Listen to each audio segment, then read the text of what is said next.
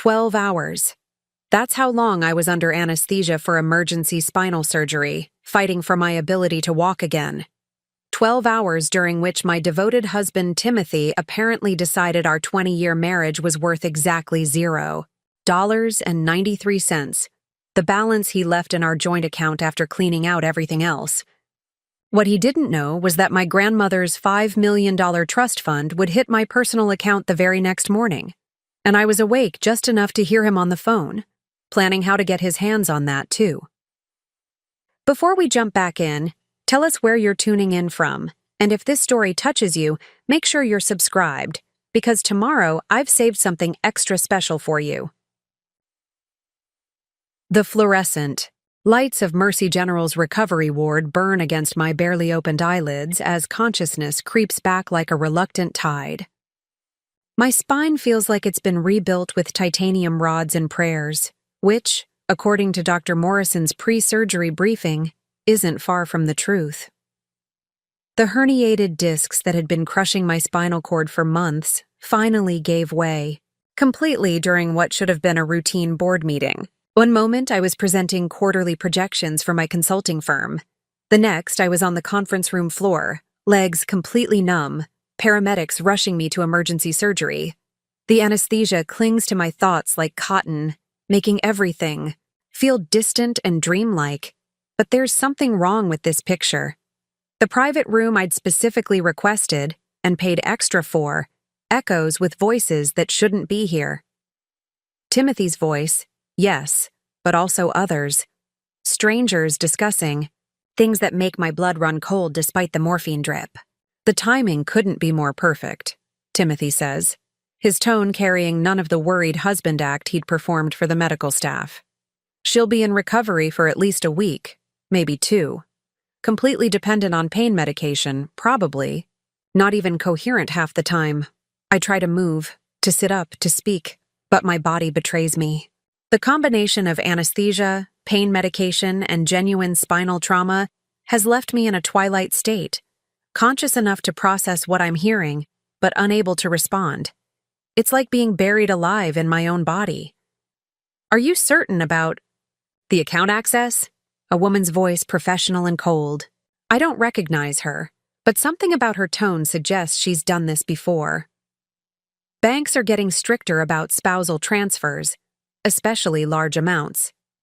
Carrie signed the updated power of attorney forms last month, Timothy replies, and I feel my heart skip despite the medication. Those forms. He'd brought them home on a Wednesday evening, casual as ordering takeout. Just updating our estate planning, honey. The lawyer says married couples should have comprehensive coverage. I'd signed them without reading, trusting my husband of 20 years, focused instead on preparing for my surgery and managing the excruciating pain that had been my constant companion for months. The business accounts too? The woman presses. Every single one. Carrie's been so focused on her back problems, she basically handed me complete financial control. The irony is beautiful. Her own medical emergency gave me the perfect cover, my consulting firm. The business I'd built from nothing over 15 years, growing it from a one-woman operation run from our kitchen table to a multi-million-dollar enterprise with 12 employees and corporate clients across 3 states. The accounts that held not just operating expenses but the accumulated profits from years of 18-hour days and weekend sacrifices. What about the trust fund? A third voice, male, gravelly from what sounds like decades of cigarettes. That could complicate things. Timothy's laugh is low and satisfied. Grandmother Evelyn's final gift, $5 million, released on Carrie's 45th birthday. Tomorrow, as fate would have it. But here's the beautiful part. She's going. To be so grateful when she wakes up to find me managing everything for her. The devoted husband, taking care of all the complicated financial details while she recovers. The pieces click together with horrifying clarity. My birthday. In all the chaos of emergency surgery, I'd completely forgotten. 45 years old tomorrow, and the trust fund my grandmother had established would finally mature. Grandmother. Evelyn, who'd built her fortune in real estate during the post-war boom, who'd always told me money was power, and power was never to be given away lightly. She'd structured the trust specifically to protect it from fortune hunters and fair weather. Husbands, as she'd put it. The money could only be accessed by me, with my signature in person, with proper identification and biometric verification. But Timothy doesn't know about those restrictions. The trust documents are in my personal safe, not the shared filing. Cabinet. He thinks it's just another account he can access with his newfound power of attorney. How much did you manage to transfer today? The woman asks. Everything liquid. The business accounts, personal savings, the investment portfolios, about $3.2 million total. Left just enough in the joint checking to avoid automatic overdraft. Alerts. She won't notice for days, maybe weeks. $3.2 million, 20 years of my life's work, vanished while I was unconscious on an operating table. The betrayal cuts deeper than any scalpel ever could. What's the timeline for the rest? The gravelly voice asks. The trust fund hits her account at midnight. Tonight. By tomorrow afternoon, it'll all be transferred to the offshore accounts Dennis set up. By the time she's alert enough to understand what happened, we'll be long gone. Dennis. I file the name away, my mind sharpening despite the pharmaceutical. Fog. Another conspirator. Another thread in whatever web they've woven around my unconscious form. And if she wakes up sooner than expected? The woman's voice carries an edge of concern. She won't, Timothy says with complete confidence. I spoke with Dr. Morrison this morning.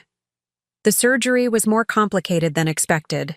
Carrie will be on high-dose pain medication for at least 10 days, probably confused and disoriented when she is awake.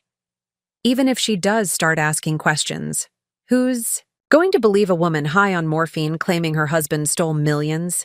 The casual way he discusses my condition, my vulnerability, makes my stomach churn. This man has seen me at my weakest, held my hand through months of agony, promised to love me in sickness and in health.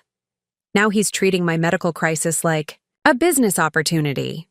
The beauty of it, Timothy continues, is that everyone will see exactly what they expect to see. The devoted husband, managing his wife's affairs while she recovers from major surgery. The medical staff already thinks I'm wonderful, bringing flowers, asking detailed questions about her care, staying late into the evening. Footsteps approach, my bed, and I force myself to remain perfectly still. Timothy's hand brushes my forehead, the same gentle touch that once comforted me through countless sleepless nights of pain. Sleep well, darling, he whispers, his voice a perfect imitation of loving concern. Don't worry about a thing.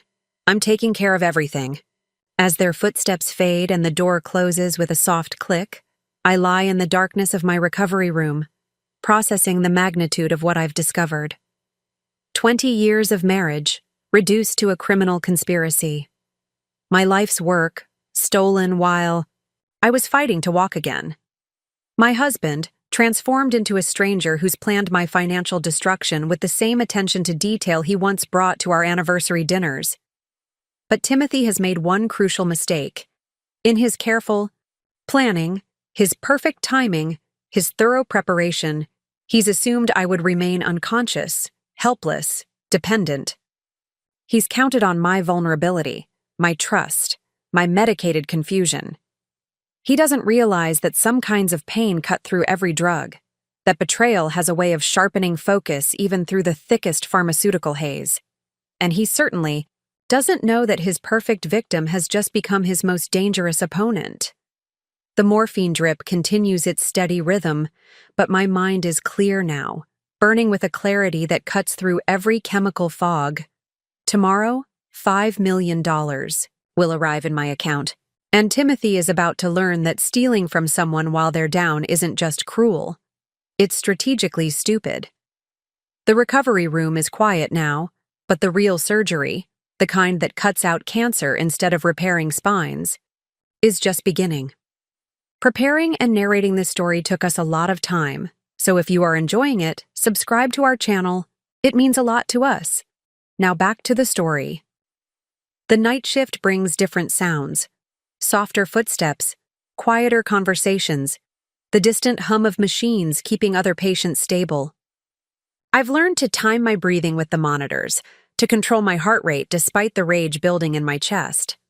20 years in business consulting has taught me patience, how to read situations before acting, but nothing has prepared me for this level of betrayal. My phone buzzes on the bedside table, a sound that nearly makes me flinch before I catch myself. Through my barely opened eyes, I watch Timothy reach for it, his face illuminated by the screen's blue glow. "It's done," he says quietly into the device. "Every accessible account has been cleared. The final transfers went through an hour ago." A pause as he listens to whoever's on the other end. No, she hasn't stirred.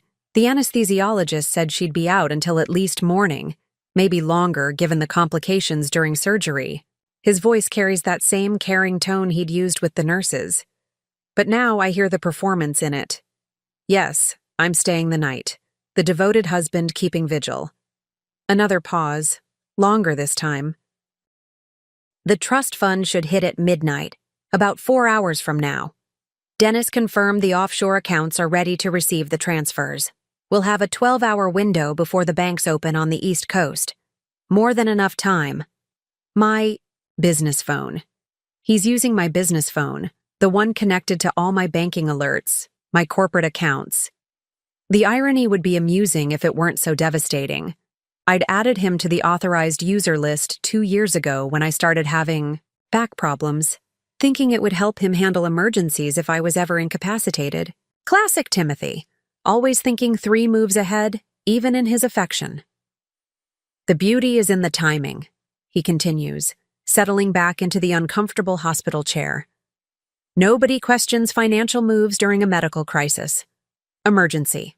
Transfers? Rapid liquidation to pay for unexpected procedures? It all looks perfectly legitimate. By the time anyone thinks to ask questions, we'll be beyond their reach." The door opens with a soft whoosh, and I recognize the footsteps of Annie, my night nurse. She'd introduced herself earlier, during one of my brief moments of apparent consciousness. Young, earnest, the kind of person who went into nursing because she genuinely wanted to help people. "How is she doing, Mr. Henderson?" Annie asks, her voice professionally quiet. "Stable," Timothy replies, and I can hear him sliding my phone back onto the nightstand. "She's been sleeping peacefully for the past few hours. The pain medication seems to be helping." "That's good. Dr. Morrison mentioned the surgery was more complex than originally planned. Sometimes the body needs extra time to process that kind of trauma." "Of course. Whatever she needs. Money is no object. I want the best care possible for my wife." The sincerity in his voice is perfect. If I didn't know what I know, I'd be touched by his devotion. Annie certainly seems to be. She's lucky to have such a caring husband. Not everyone has that kind of support during recovery. "We've been together for 20 years, Timothy says, and I can picture his modest smile. "She'd do the same for me, would I?" The question hits harder than expected. 3 hours ago, absolutely. Now, lying here listening to him orchestrate my financial destruction, I realize I never really knew him at all. Annie checks my vitals, her touch gentle and professional. Her blood pressure is slightly elevated, but that's normal after major surgery. I'll note it in her chart. My blood pressure is elevated because I'm fighting every instinct to sit up and scream at my husband. But I force myself to remain still, to breathe evenly, to give no sign that I'm processing every word. "When do you expect her to be more alert?" Timothy asks, and there's something in his tone that makes Annie pause. It varies by patient. Some people bounce back quickly from anesthesia. Others take longer. With the pain medication she's on, I'd expect her to drift in and out for the next day or two. Why? Are you concerned about something specific? Not concerned exactly, just she handles all our financial affairs and there are some time-sensitive business matters that might need attention. Nothing that can't wait, of course, but I want to be prepared. Smooth. So very smooth. He's already laying the groundwork for tomorrow's story. The loving husband, forced to make difficult financial decisions because his wife is too medicated to think clearly. I understand, Annie says. But honestly, Mr. Henderson, even when she is more awake, she's going to be on heavy pain medication for at least a week. Her judgment might be impaired. Her memory spotty. It's probably better if you handle whatever needs handling. That's what I was thinking. I have power of attorney, so I can manage anything urgent. I just want to make sure I'm not overstepping. You're being very thoughtful. Most spouses in your situation would have already taken care of business matters without asking. After Annie leaves, Timothy makes another call. She won't be competent to make financial decisions for days, maybe weeks, he reports. The nurse just confirmed it. Even when she's awake, she'll be too drugged to think clearly. I catalog every word, every detail. My mind, despite the medication, feels laser-focused now. Years of analyzing complex business situations have taught me to compartmentalize, to separate emotion from strategy. The betrayal hurts. God, it hurts. But the rage is crystallizing into something more useful: determination. Tomorrow morning, as soon as the trust fund appears in her account, we execute the final phase. Timothy continues. I'll be the concerned husband, making necessary financial moves to ensure her medical care is covered. No one will question it. He's right, of course. Who would question a husband managing his wife's affairs during a medical emergency? The optics are perfect, too perfect to be accidental. This level of planning suggests he's been thinking about this for months, maybe years. Dennis has the documentation ready? Good.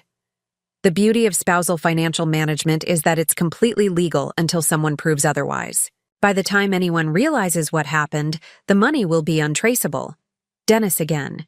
A name with no face, but clearly someone with experience in financial manipulation.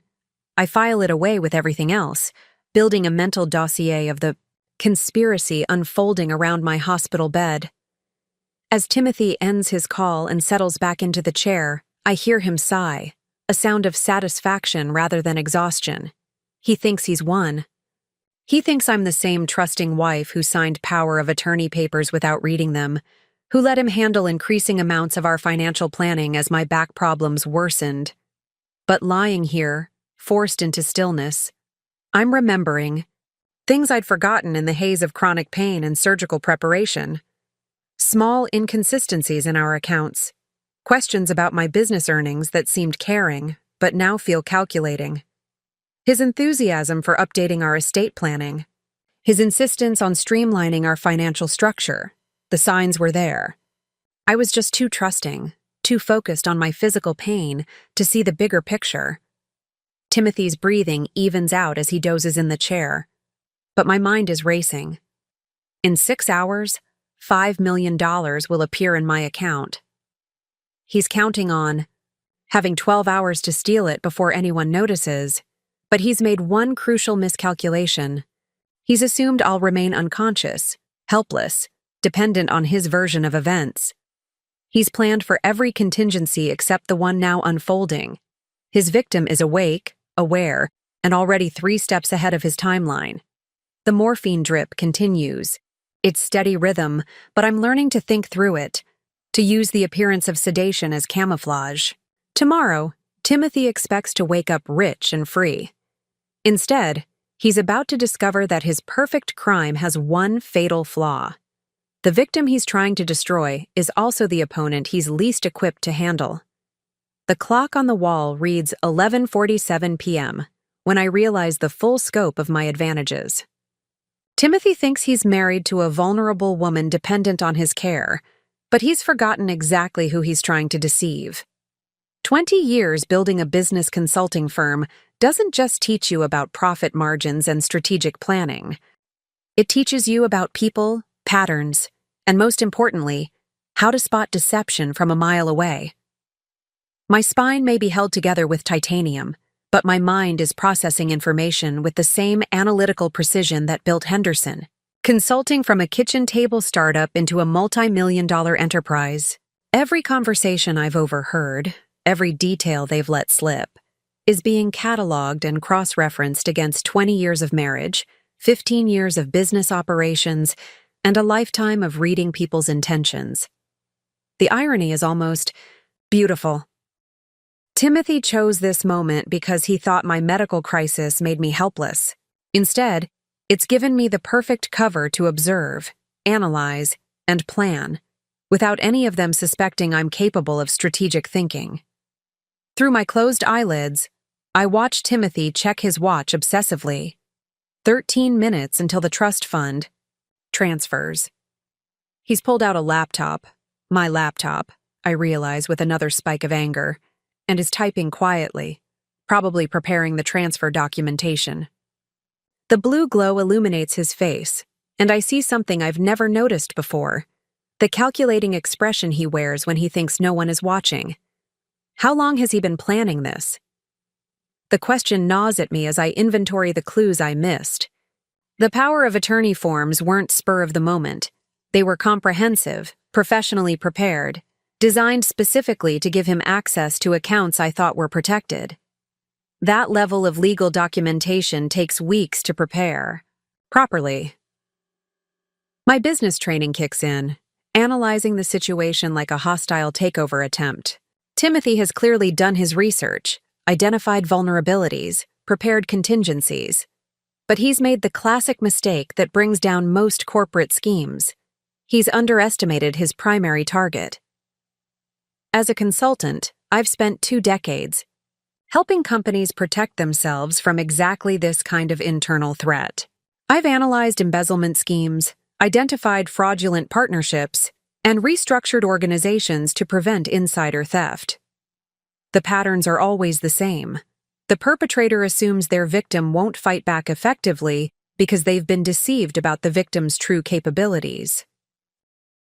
Timothy knows I'm successful, but he's never truly understood how I became successful. He sees the financial results, but not the tactical thinking, the strategic planning, the ability to stay 3 moves ahead of competitors and hostile actors. He's about to discover that the same skills that built my business make me uniquely equipped to dismantle his conspiracy. The laptop screen flickers as he navigates what looks like banking interfaces. I can see reflected numbers, transfer amounts being calculated. My grandmother's trust fund management company used Provident Financial Services. I remember the logo from the trust documents locked in my personal safe. What Timothy doesn't know is that Provident specializes in high net worth protection. They don't just hand over $5 million based on power of attorney alone, especially not for electronic transfers to offshore accounts.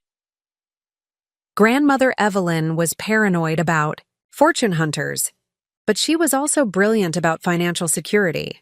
The trust requires biometric verification, fingerprint and retinal scan, along with in-person signature verification for any transfer over $50,000. Timothy is about to discover that his research was incomplete. But I can't count on banking security alone. I need to be proactive, strategic, comprehensive in my response. 20 years of business has taught me that defense isn't enough. You need offense to truly win. My mind shifts into the same mode I use for complex business analysis, breaking down the conspiracy into component parts. Timothy, primary actor, has legal power of attorney, access to most accounts, but overconfident and underinformed about trust fund security. Dennis, financial specialist, probably experienced in offshore transfers, handles the technical aspects.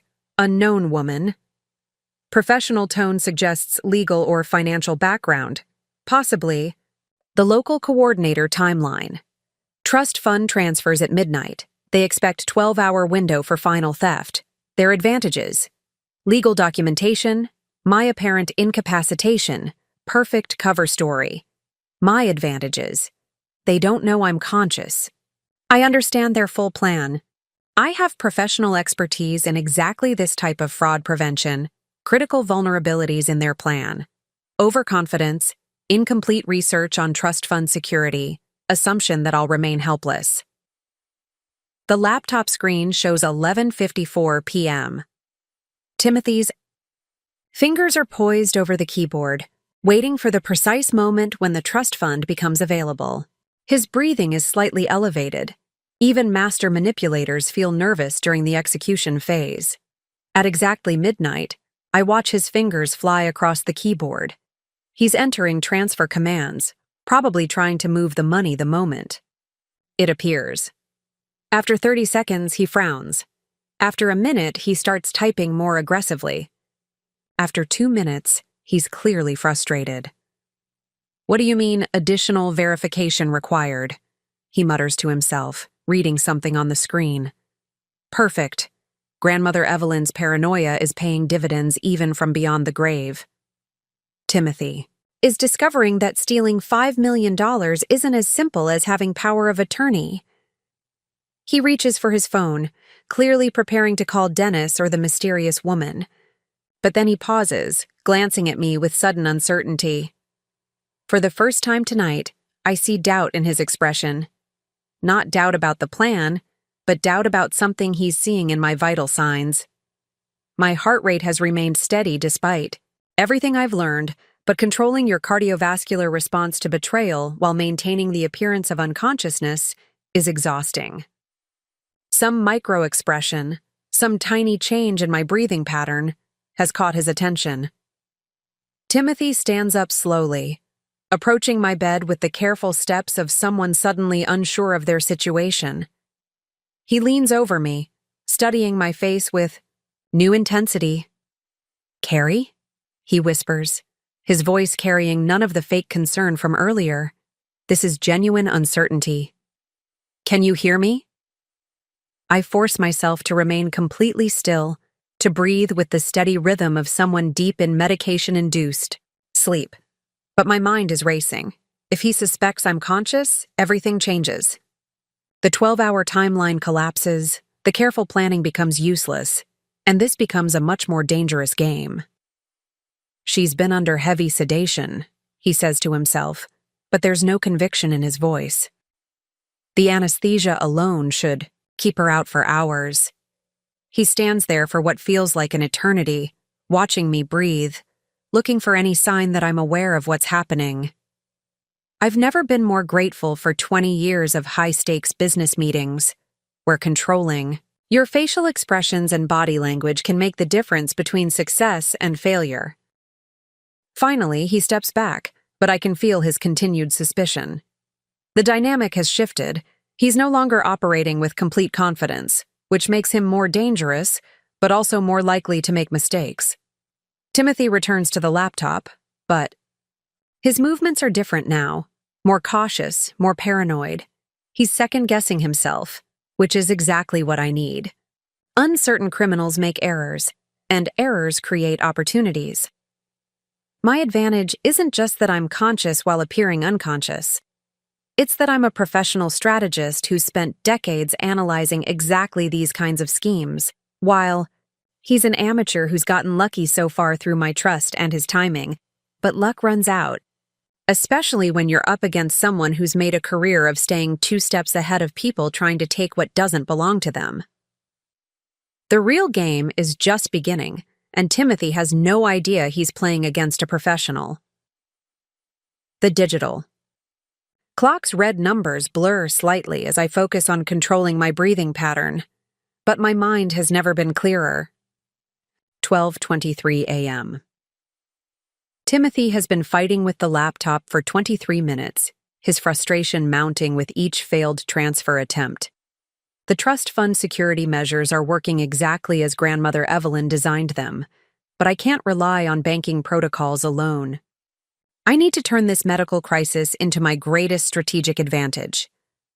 My years building Henderson Consulting taught me that the best defense is often an aggressive offense, but in this case, I'm playing a different game entirely.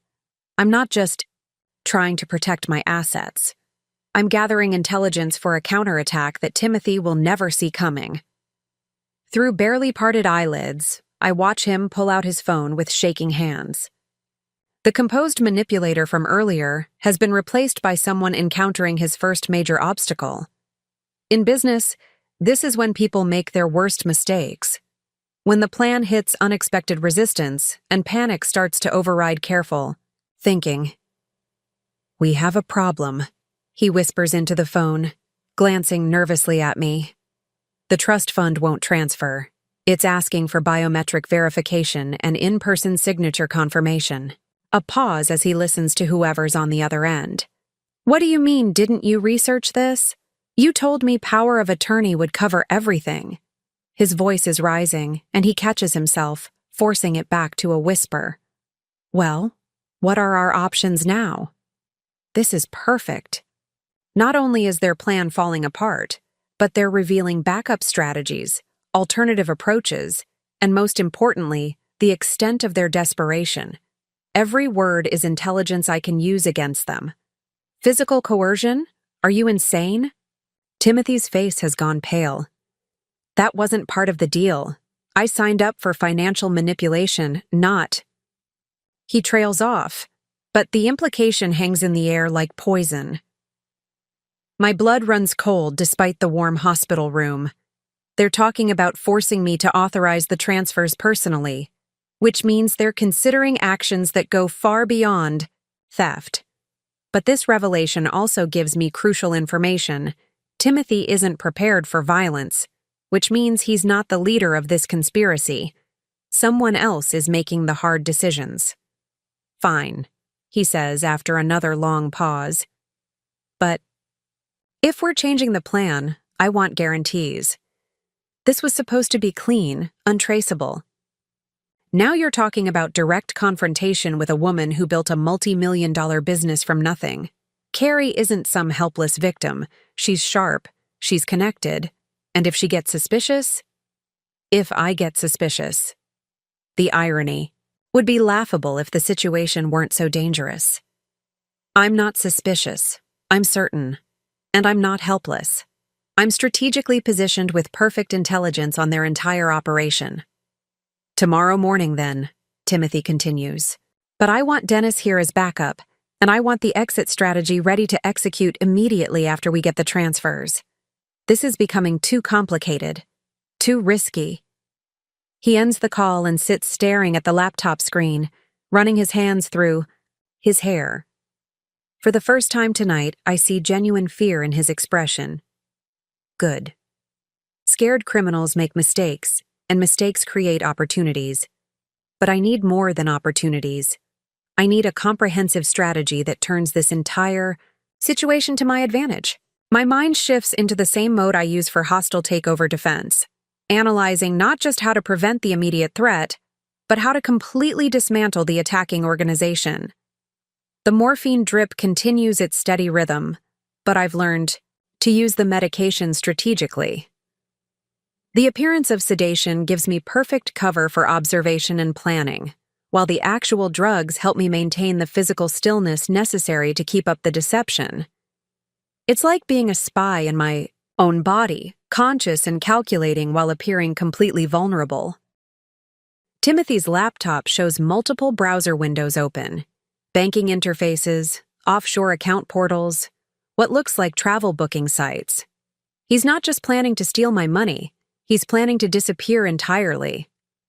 The scope of the betrayal keeps expanding, but so does the evidence I'm gathering against him. A soft knock at the door makes Timothy jump.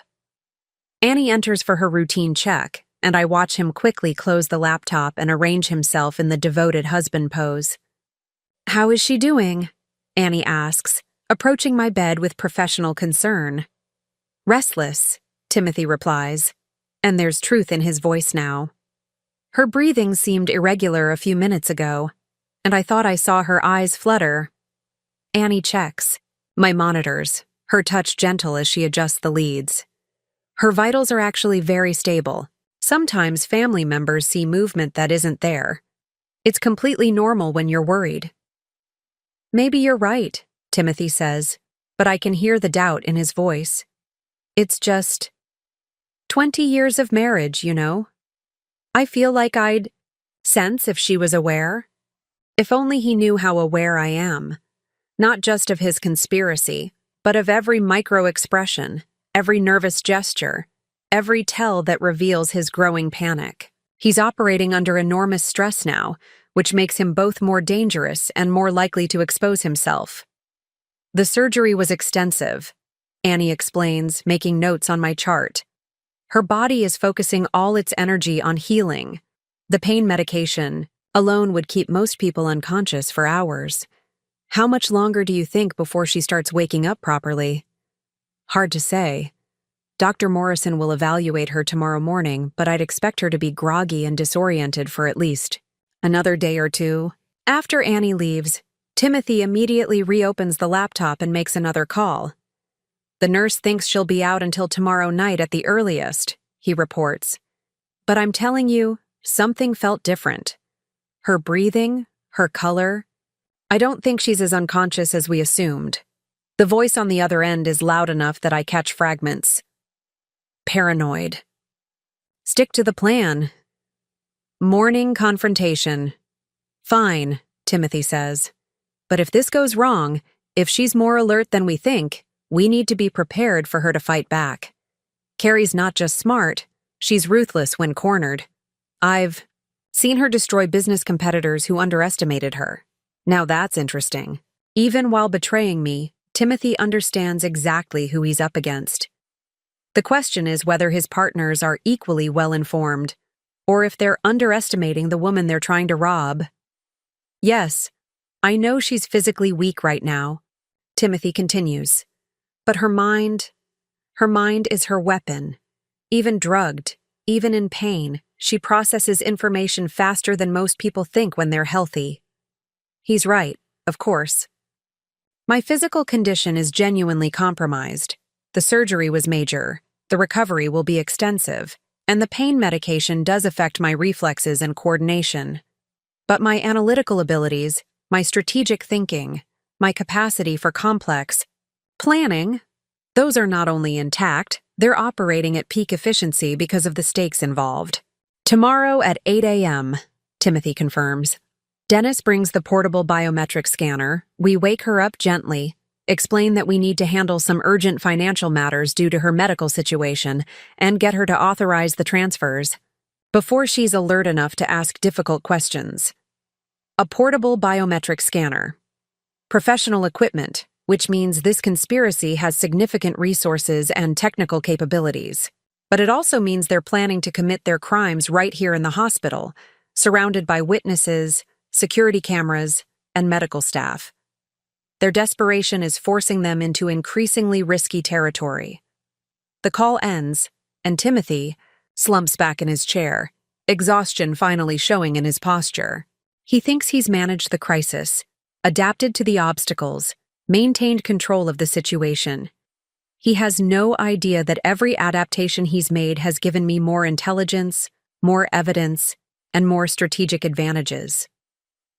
Tomorrow morning, he expects to wake up a woman barely conscious from surgery and manipulate her into authorizing her own financial destruction. Instead, he's going to discover that his perfect victim spent the entire night wide awake, fully informed, and strategically prepared for everything he's planning to do. The morphine drip continues its rhythm, but my mind is racing through contingencies, backup plans, and offensive strategies. Timothy adapted to the trust fund security measures, but he's about to learn that the real security system protecting my assets isn't banking protocols. It's me. Dawn creeps through the hospital window like an unwelcome witness as I piece together the full magnitude of what Timothy has orchestrated. It's not just theft. It's the systematic dismantling of everything I've built over 2 decades. Through the steady rhythm of machines and Timothy's restless movements, I'm beginning to understand that this conspiracy reaches far deeper than a desperate husband and his offshore accounts. At 6:30 a.m., Timothy makes what he thinks is a quiet phone call, but 20 years of marriage have taught me to recognize every nuance of his voice, even at a whisper. She's still unconscious, but I'm telling you, something feels off, he says, pacing near the window. Her breathing patterns keep changing, and twice I could have sworn I saw her eyes tracking movement. The response must be dismissive because Timothy's voice sharpens with frustration. Don't tell me I'm being paranoid. I know my wife. Carrie's always been aware.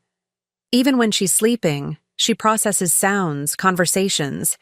It's like she never completely turns off. He's more perceptive than I gave him credit for. I've always been a light sleeper, someone who wakes at unusual sounds, who maintains a level of environmental awareness even during rest.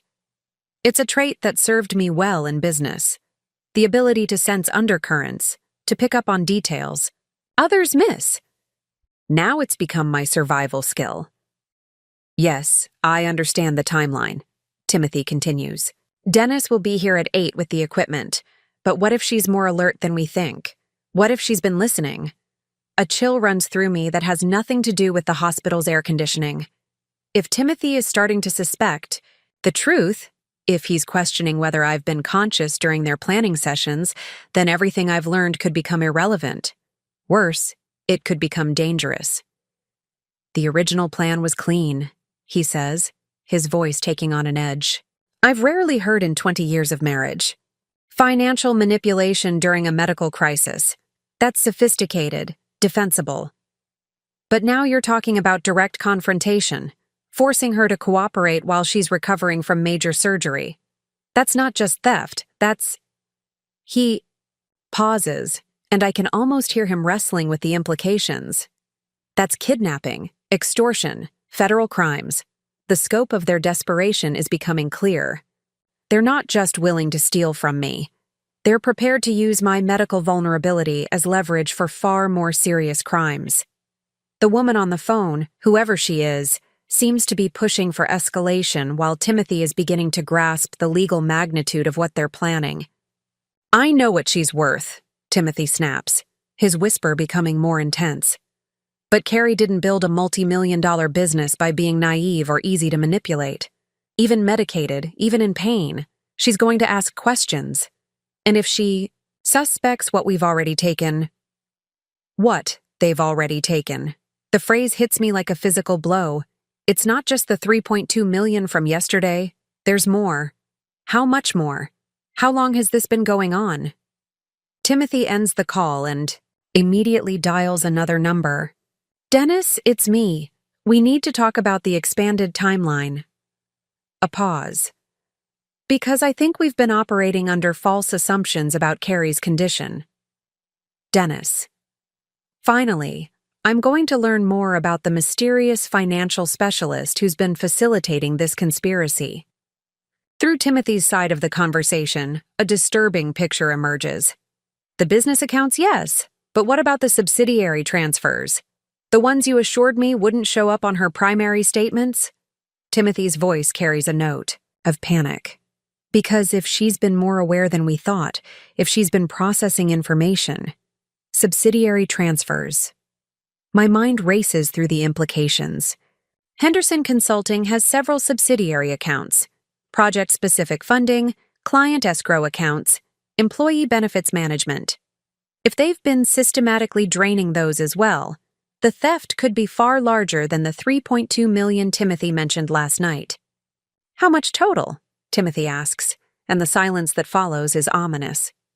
Jesus Christ, Dennis. $6.8 million.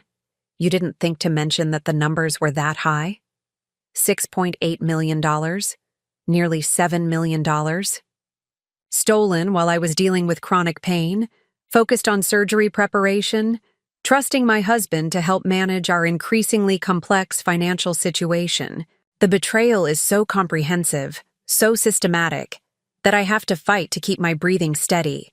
And the shell companies? The ones registered in my name without my knowledge?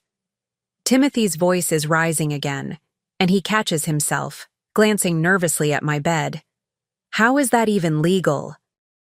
It's not legal. What they're describing is identity fraud, business fraud, and financial crimes on a scale that would trigger federal investigation. My name on shell companies I never authorized, my signature forged on documents I never saw. This isn't just a husband stealing from his wife. This is organized financial crime using my medical crisis as cover. The Delaware registrations were supposed to be temporary, Timothy continues. Clean up vehicles for moving the funds offshore. Now you're telling me they've been active for months? Conducting business in Carrie's name? Delaware shell companies conducting business in my name. The implications make my head spin despite the morphine. They've not just stolen my existing assets, they've been using my identity and business reputation to generate additional funds, probably through fraudulent contracts or loans. The legal liability alone could destroy me even if I recover every stolen dollar. What kind of contracts? Timothy's voice has gone deadly quiet. Government contracts? Dennis, are you telling me you've had shell companies registered in my wife's name bidding on federal projects? Federal fraud, government contract fraud. The charges they're potentially facing, that I could be implicated in, are career-ending, life-destroying felonies. Even as the victim, proving my innocence could take years and cost everything I have left. I don't care what the profit margins were, Timothy hisses. Do you understand what you've done? If federal investigators start looking into this, if they discover the scope of what we've been doing. A new voice enters the room, not through the phone, but through the door. A woman, speaking quietly to someone in the hallway. Room 314. Yes, Mr. Henderson is expecting us. Timothy ends his call abruptly and moves toward the door. Through my barely open eyes, I see him checking his appearance in the mirror, smoothing his hair, arranging his expression into the concerned husband mask. Anya, he says, his voice instantly transformed back to the caring spouse performance. Thank you for coming so early, Anya. Finally, a name for the mysterious woman who's been coordinating this conspiracy. As she enters my field of vision, I'm surprised by what I see. Professional, but not threatening, mid-40s, carrying a briefcase and wearing the kind of conservative business attire that suggests legal or financial services. How is she this morning? Anya asks, approaching my bed with what appears to be genuine concern. Stable, but I'm worried, Timothy replies. There have been moments where I thought she might be more aware than the doctors expected. The timing is unfortunate, Anya says, and there's something in her tone that suggests she's not just talking about my medical condition. The federal audit notifications came through this morning. 3 of the shell companies are flagged for review. Federal audit. The words hang in the air like a death sentence. If federal investigators are already looking into the shell companies, registered in my name, then this conspiracy is about to implode regardless of whether they succeed in stealing the trust fund. How long do we have? Timothy asks. Weeks, maybe days. Once they start connecting the dots between the shell companies and the offshore transfers, they'll trace everything back to the original accounts, including hers. They're going to frame me. The realization hits with crystal clarity.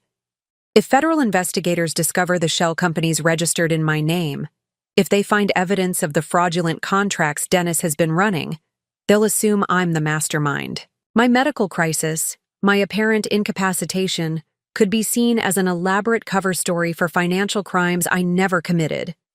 Then we move fast, Timothy says. The trust fund, the remaining accounts, everything liquidated and transferred within the next 6 hours. That's not possible with the security protocols, Anya replies.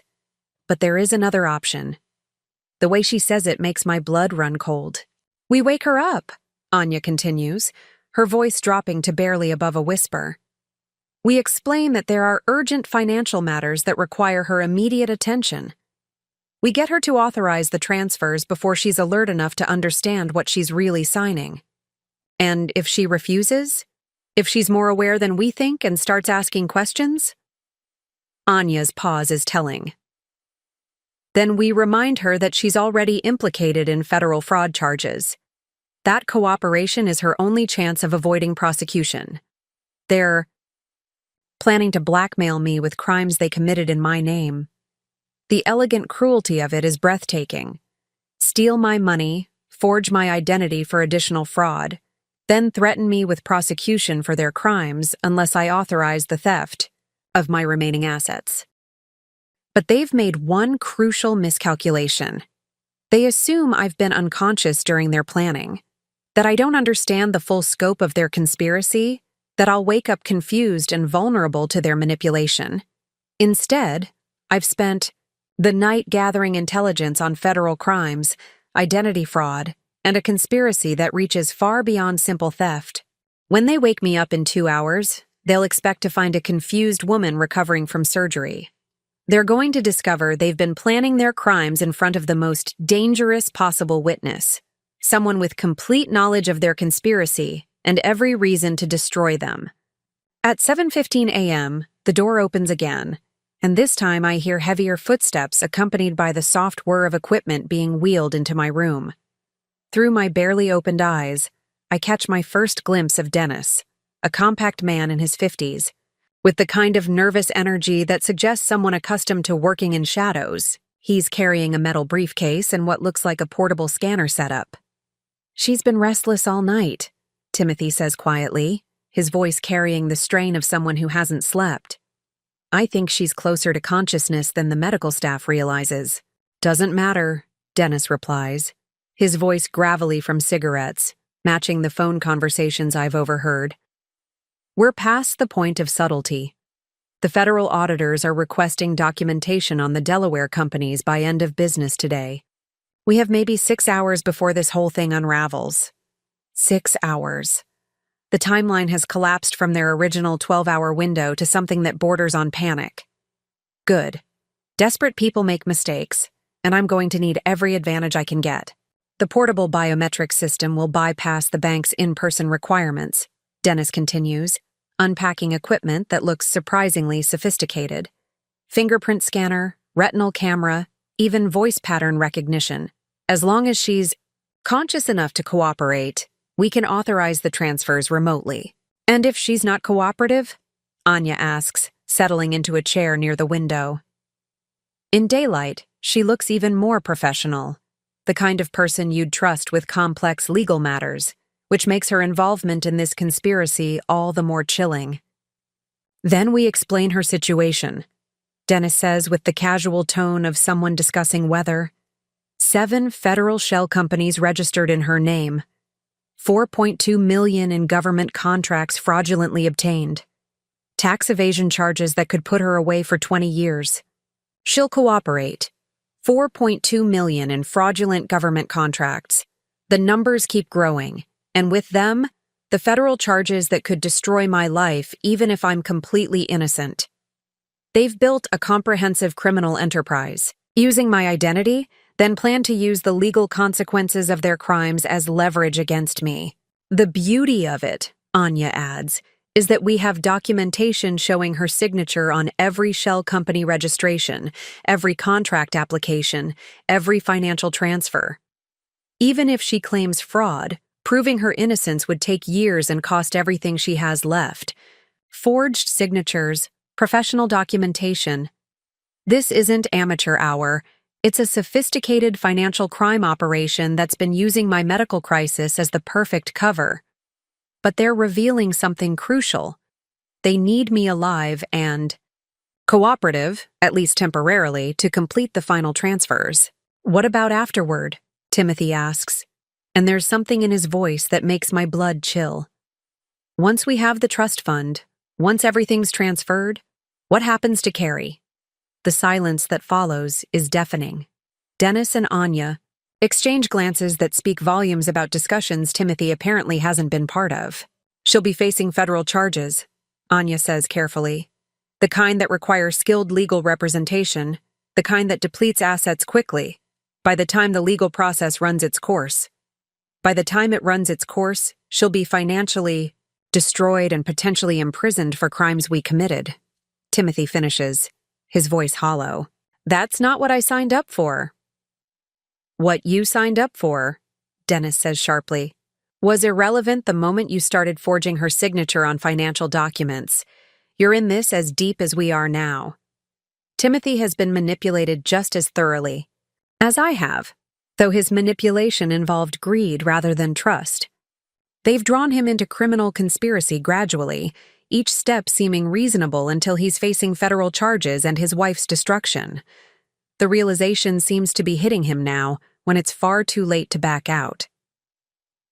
The hospital staff. "We'll be changing shifts in 30 minutes, Anya says, checking her watch. That gives us the cleanest window for waking her up and handling the transfers without interruption. Dr. Morrison makes rounds at 8, Timothy says mechanically. We need to be finished before then.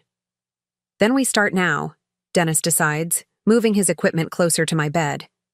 Simple and direct. Wake her up, explain that urgent financial matters, require her immediate attention, get the biometric authorizations, and transfer everything offshore before anyone asks questions. The casual way they discuss manipulating someone recovering from major surgery, someone they believe is helpless, and dependent on their version of events, reveals the true nature of these people. But it also confirms what I've suspected. They need my conscious cooperation for the biometric systems to work properly. What's our exit strategy? Timothy asks, and I can hear him pacing again. Private jet from regional airport at noon, Anya replies. Non-extradition country, new identities. The whole package costs $2 million, but it's comprehensive. And Carrie? Another telling silence. Carrie will be dealing with federal prosecutors, Dennis says finally. She won't have time to pursue us internationally, even if she had the resources left to try. They're planning to disappear while leaving me to face decades in federal prison for crimes they committed in my name. The elegant cruelty of the plan is breathtaking. Steal everything I have, frame me for additional crimes, then flee the country while I spend my remaining years fighting charges I'll never be able to fully disprove.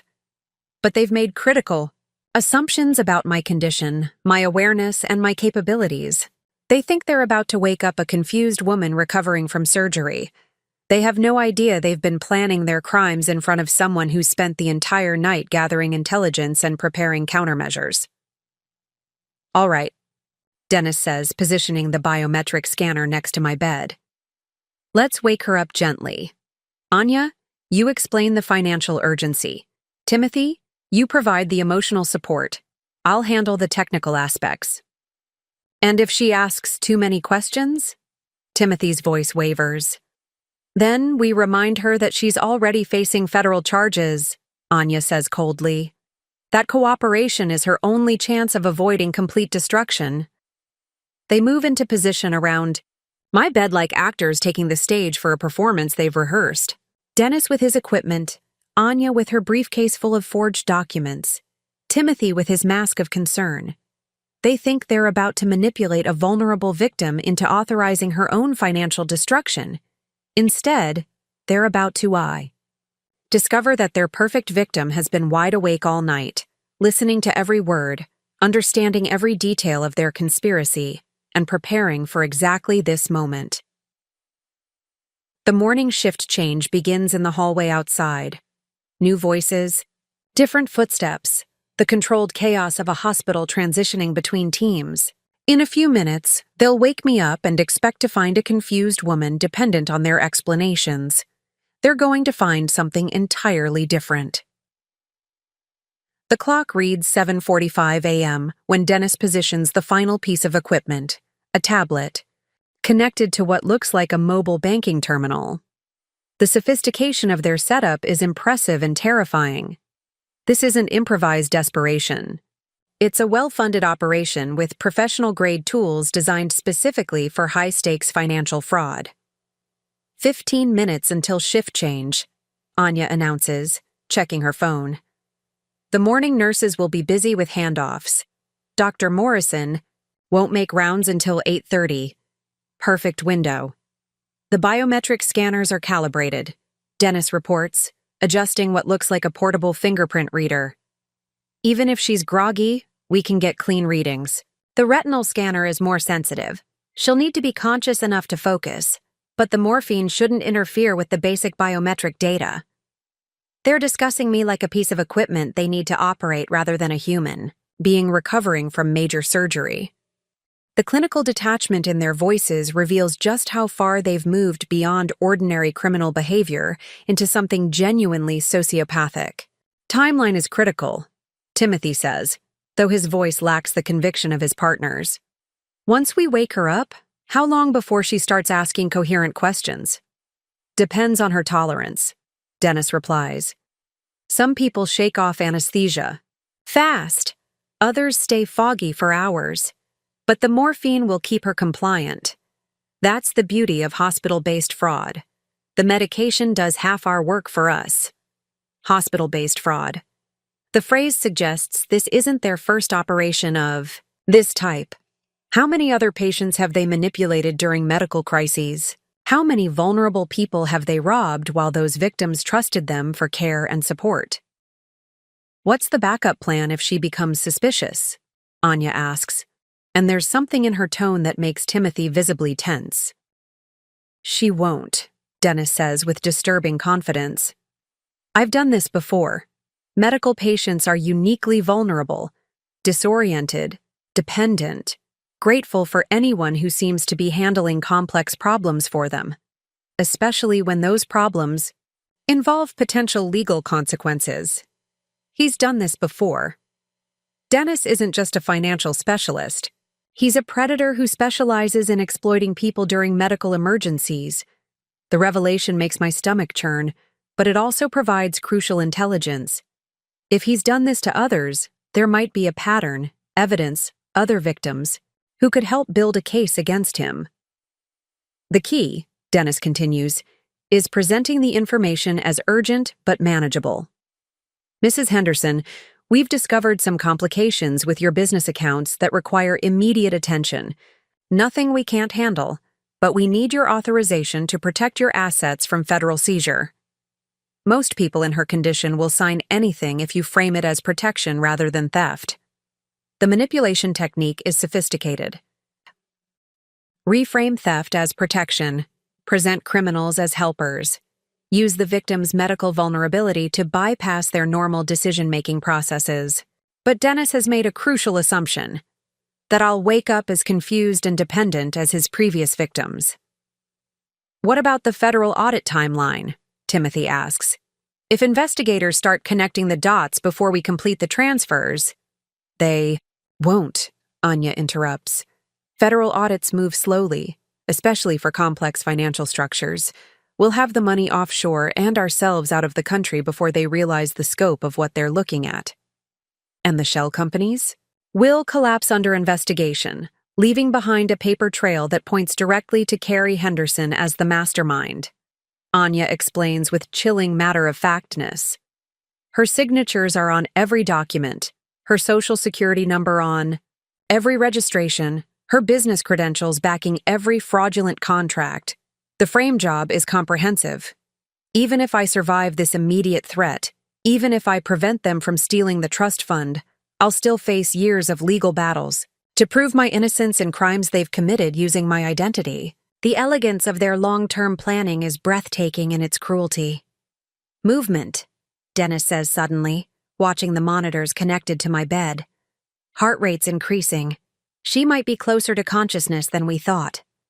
My heart rate is increasing because I'm fighting every instinct to leap up and attack the people who've systematically destroyed my life while I was unconscious and vulnerable. But I force myself to breathe steadily, to maintain the appearance of someone gradually emerging from medicated sleep. Should we wait? Timothy asks, uncertainty creeping into his voice. No, Anya decides. If she's becoming more alert naturally, that actually works in our favor. More conscious means cleaner biometric readings and less chance of the authorizations being challenged later. Plus, Dennis adds, if she's waking up on her own, it gives us a perfect cover story. The devoted husband noticed his wife stirring and called in financial advisors to handle urgent matters that arose during her medical crisis. Everything completely above board. They move closer to my bed, their presence looming like vultures, circling prey. Through my barely opened eyes, I can see Dennis adjusting the biometric scanner, Anya organizing documents in her briefcase, Timothy arranging his expression into a mask of concerned devotion. Remember, Anya says quietly, we're the solution to her problems, not the cause. The federal investigation is the threat. We're the protection. The shell companies are unfortunate complications we discovered, not fraudulent entities we created. Frame everything as us helping her navigate a crisis, not us manipulating her during vulnerability. The psychological manipulation is as sophisticated as the financial fraud. They've crafted a narrative that positions them as rescuers rather than predators, making their victim grateful for the very people who are destroying her life. All right, Dennis says, checking his equipment one final time. Let's wake her up. Timothy reaches toward my shoulder, his touch gentle and familiar. The same touch that once comforted me through countless sleepless nights of back pain, now prepared to guide me toward financial destruction. Carrie, honey? His voice carries perfect concern, perfect love. If I didn't know what I know, I'd be touched by his devotion. Can you hear me? You're safe, you're in the hospital, and everything's going to be okay. The performance is flawless. The caring husband, helping his wife through a medical crisis. In a few moments, they expect me to open my eyes, confused and grateful, ready to trust their explanations and sign whatever documents they put in front of me. Instead, I'm going to show them what happens when you spend the night planning your crimes in front of someone who's built a career out of staying 3 steps ahead of people trying to take what doesn't belong to them. The game is about to begin, and they have no idea they're already losing. Timothy's hand touches my shoulder with practiced gentleness, the same touch that once meant comfort and safety. Now it's the signal for the most critical performance of my life. I need to appear confused and vulnerable while actually gathering final evidence and positioning myself for counterattack. Carrie? Can you hear me, sweetheart? His voice carries perfect concern, perfect love. 20 years of marriage have taught him exactly how to modulate his tone to convey devotion.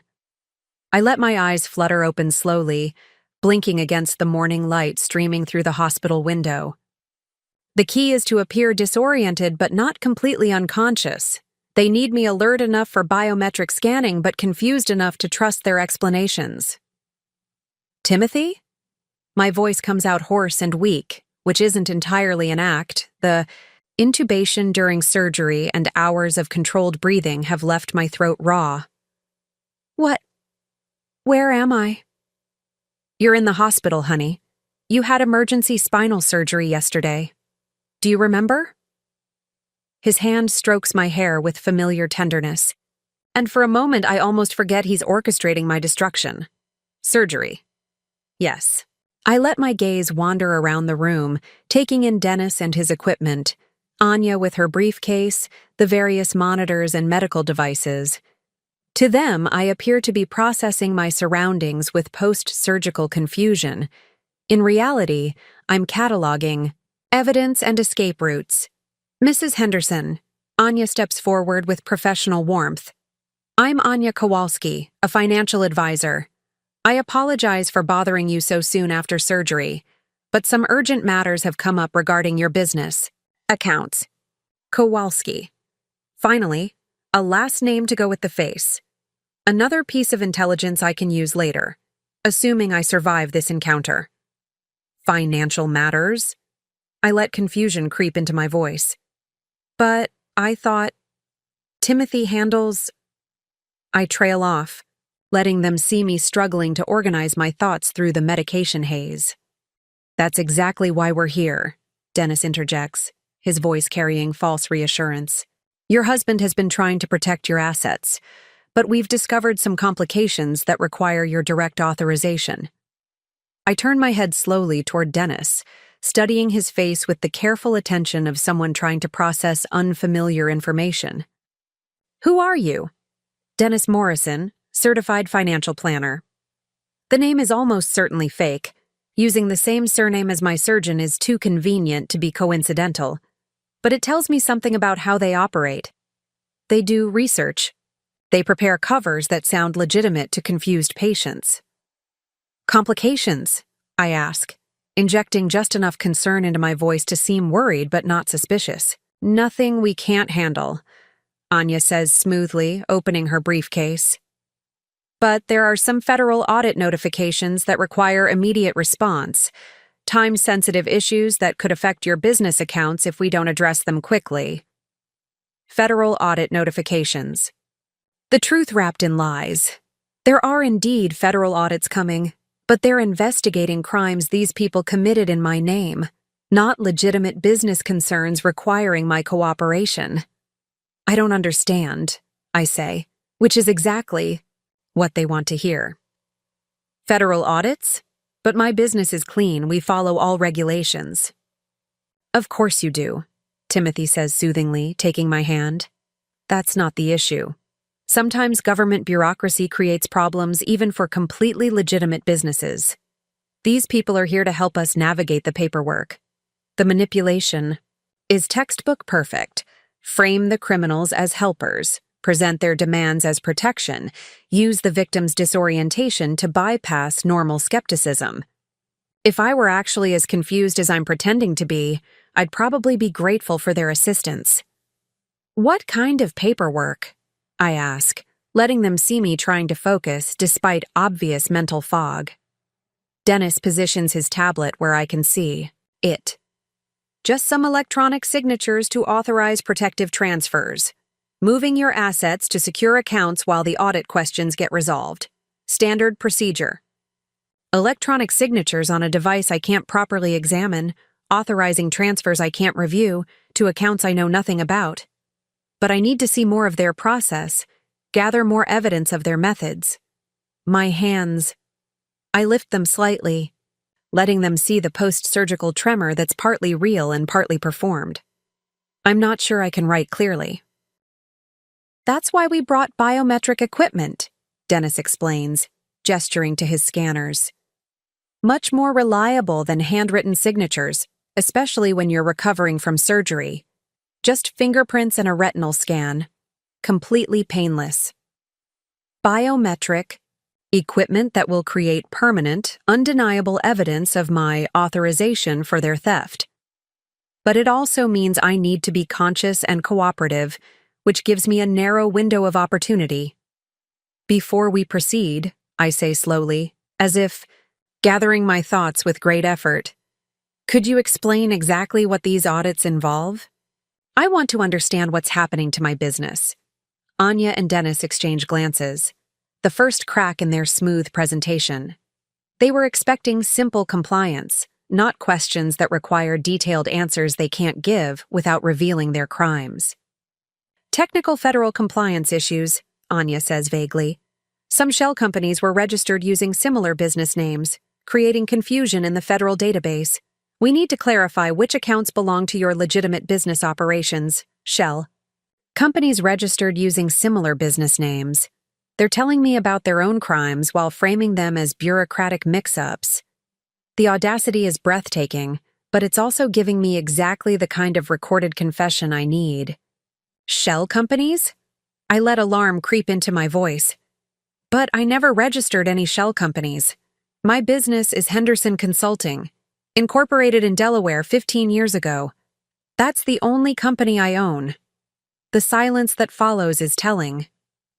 They hadn't expected me to remember basic facts about my own business structure, even while medicated.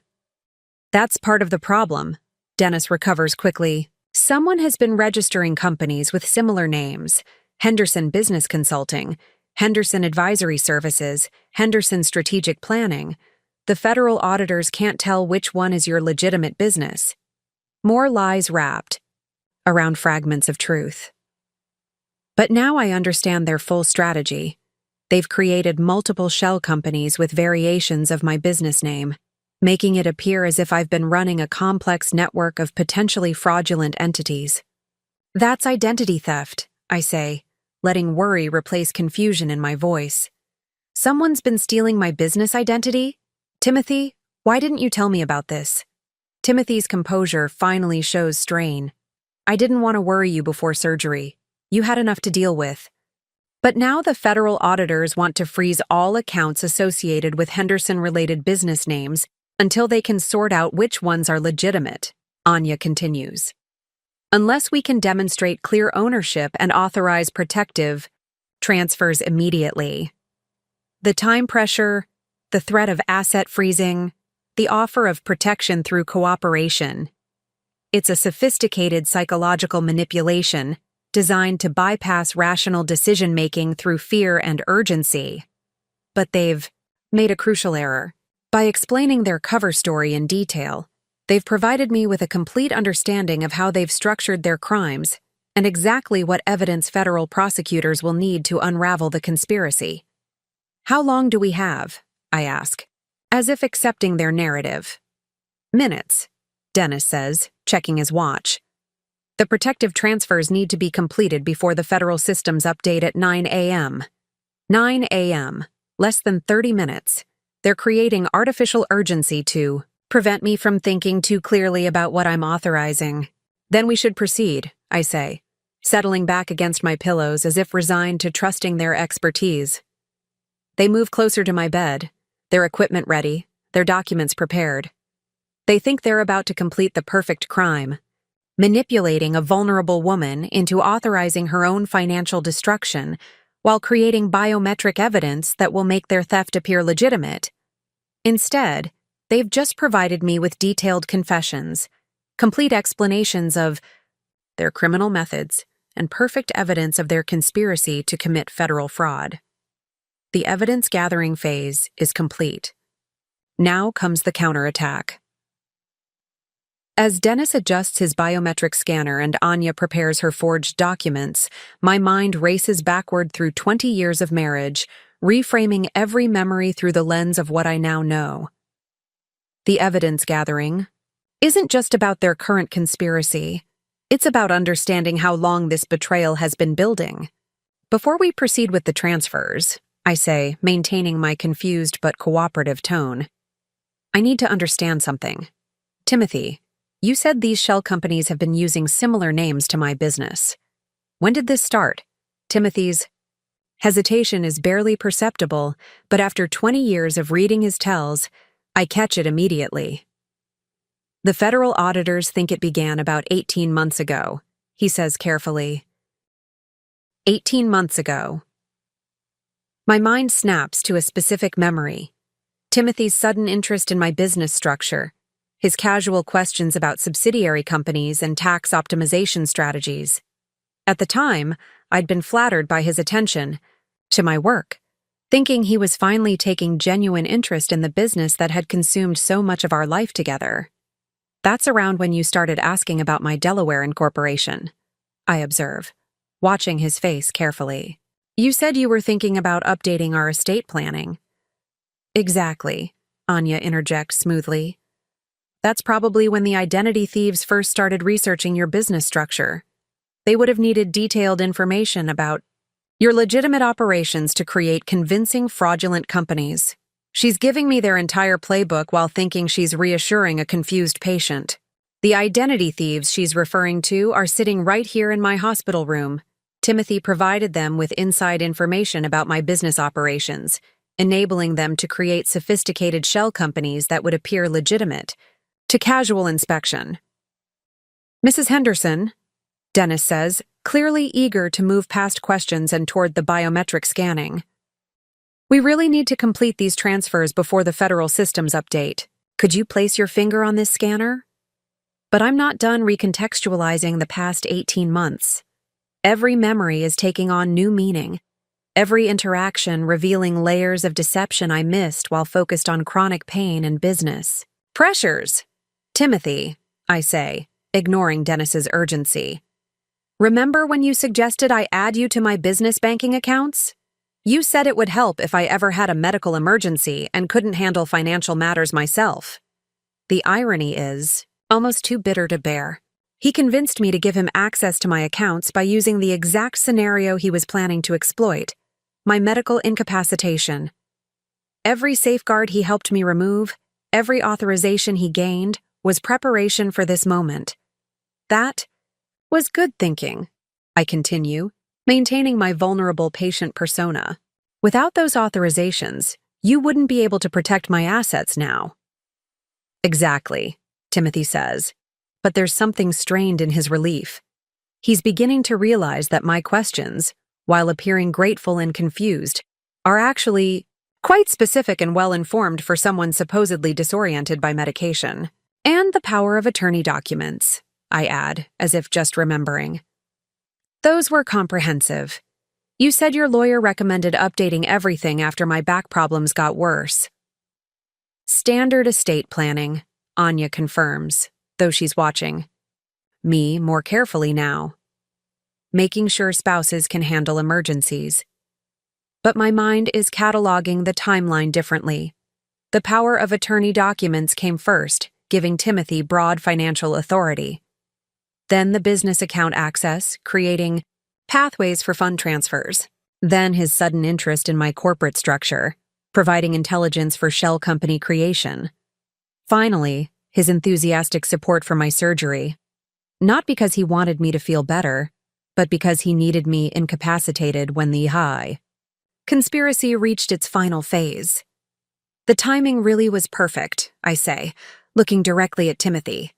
My surgery happening right when these audit problems emerged, almost like fate. The silence that follows is pregnant with tension. Timothy knows me well enough to recognize when I'm processing information at a deeper level than my words suggest. But he's committed to this performance now, can't back down without revealing everything.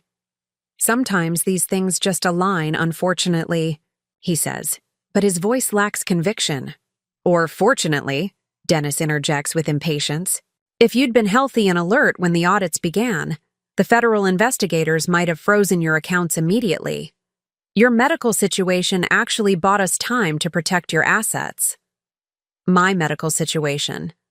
The euphemistic way he refers to major spinal surgery reveals everything about how these people view human suffering, as opportunity, as cover, as tactical advantage in their criminal enterprises. I'm curious about the government contracts, I say, remembering Dennis's earlier phone conversation about federal fraud.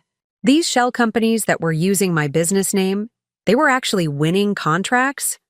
Another tense exchange of glances between the conspirators. They hadn't expected me to ask about specifics that would require them to explain the full scope of their criminal operation. Some consulting contracts, yes, Anya says carefully. That's part of what triggered the federal attention. When multiple companies with similar names start winning competitive bids, auditors look for patterns. Government consulting contracts awarded to shell companies using variations of my business name. The federal liability isn't just about identity theft. It's about fraudulent government contracting, which carries severe criminal penalties and civil damages. Even if I'm cleared of criminal charges, the civil liability could exceed everything I've earned in 20 years of business. How much money are we talking about? I ask, as if trying to understand the scope of the problem. The shell companies generated approximately $4.2 million in fraudulent contract revenue, Dennis says, apparently deciding that honesty serves their manipulation better than evasion. All of which will be traced back to your legitimate business, unless we can demonstrate clear separation through these protective transfers. $4.2 million in government fraud committed in my name.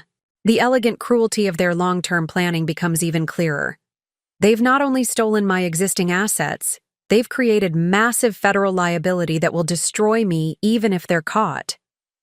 But if we move quickly, Anya adds, we can demonstrate that your legitimate business assets were maintained separately from the fraudulent operations. The federal investigators will see that you were trying to protect your assets, not hide them. They're reframing their theft as my protection, their crime as my defense strategy. The psychological manipulation is sophisticated enough that even knowing their true intentions, I can feel the appeal of their narrative. For someone actually confused and scared by post-surgical medication, their offer would seem like salvation. I understand, I say, settling back against my pillows as if accepting their explanation. Let's proceed with the transfers. I trust you to protect my interests. The words taste like poison, but they serve my strategy. I need them to proceed with their criminal actions, to create evidence of their fraud while I maintain perfect documentation of their methods.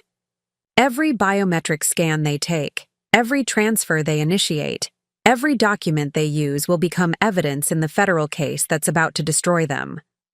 But as Dennis positions his fingerprint scanner next to my hand, I realize the true scope of my advantage.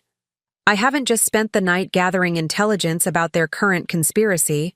I've reconstructed 18 months of systematic preparation, giving me a complete timeline of their criminal enterprise. When federal prosecutors eventually review this case, they won't just see a theft that occurred during medical crisis.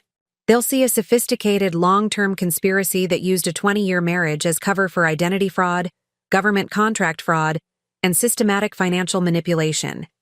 The evidence isn't just about what they're doing now, it's about everything they've done since they started planning to destroy me.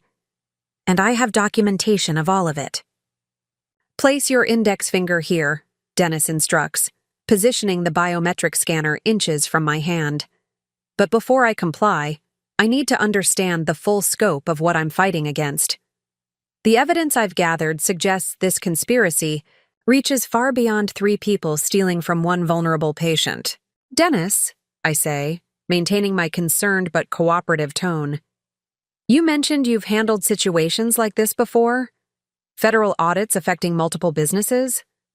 His pause is barely perceptible, but it tells me everything. I specialize in complex financial protection during federal investigations, he says carefully. Unfortunately, government overreach affects many legitimate businesses. Government overreach. The phrase is a tell. It suggests an ideological framework that justifies financial crime as resistance to federal authority. But more importantly, it confirms this isn't their first operation. How many other businesses have you helped? I ask, as if seeking reassurance about his expertise. Dozens, Anya interjects, clearly wanting to establish credibility. Dennis has been protecting business owners from federal asset seizure for over a decade.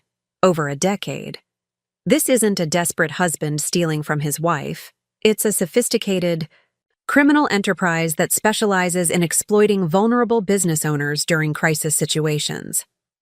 The hospital-based fraud Dennis mentioned earlier is just one component of a much larger operation. And they all involved medical emergencies? I probe gently. Not all, Dennis admits. Sometimes it's legal troubles, sometimes family crises, sometimes natural disasters. Any situation where a business owner becomes temporarily unable to manage complex financial matters. The scope is staggering. They're predators who systematically identify vulnerable business owners, then exploit their crises to steal assets while creating legal frameworks that make the victims appear complicit in their own destruction. What about the shell companies you mentioned? I continue, watching their faces carefully. Are those a common problem or specific to my situation? Timothy shifts uncomfortably. He's beginning to realize that my questions are more systematic than confused patients typically ask, but he's committed to the performance now. Shell company fraud is unfortunately common, Anya explains. Criminal organizations create legitimate-looking companies using stolen business identities, then use those companies to commit fraud. When the crimes are discovered, the legitimate business owner becomes the primary suspect. She's describing their own criminal methodology while framing it as something that happens to victims. The psychological manipulation is so sophisticated it's almost admirable. They're literally confessing their crimes while making their victim grateful for their help in addressing the problems they created. So the $4.2 million in government contracts, I say slowly, that money was actually stolen from the federal government using my business identity? Exactly, Dennis confirms. The criminals used variations of your business name to submit fraudulent contract proposals.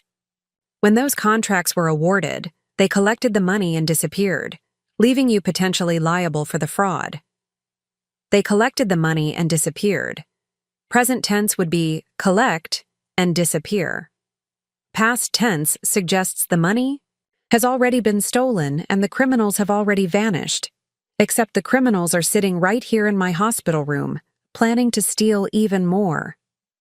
Where does stolen money like that usually end up? I ask, maintaining my worried victim persona. Offshore accounts, Timothy says. Places where federal investigators can't easily trace or recover the funds. The same kind of offshore accounts you're planning to use for my protective transfers? The question slips out before I can stop it. Too direct for someone supposedly confused by medication. The silence that follows is dangerous. All three conspirators are staring at me with new attention, their confidence shaken by a question that reveals more awareness than they expected. That's different, Timothy says slowly. Your transfers are legitimate asset protection, not criminal money laundering. But his voice lacks conviction, and I can see doubt creeping into his expression. After 20 years of marriage, he knows my mind, knows how I process information even under stress. He's beginning to suspect I'm more alert than I've been pretending. Of course, I say quickly, forcing confusion back into my voice. I'm sorry, the medication makes it hard to think clearly. I just want to make sure I understand what's happening. Which is completely natural, Anya says, but she's watching me more carefully now. Anyone would be concerned about complex financial matters, especially during recovery from major surgery.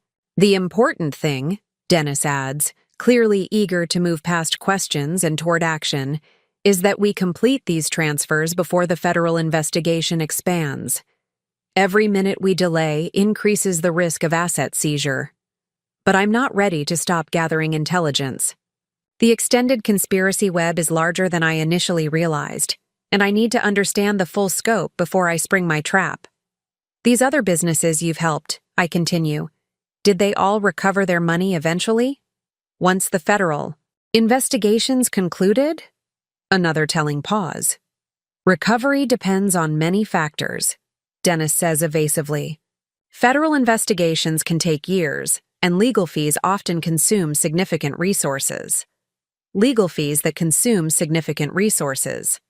They're not just stealing the money, they're ensuring their victims can't afford to pursue recovery through legitimate channels.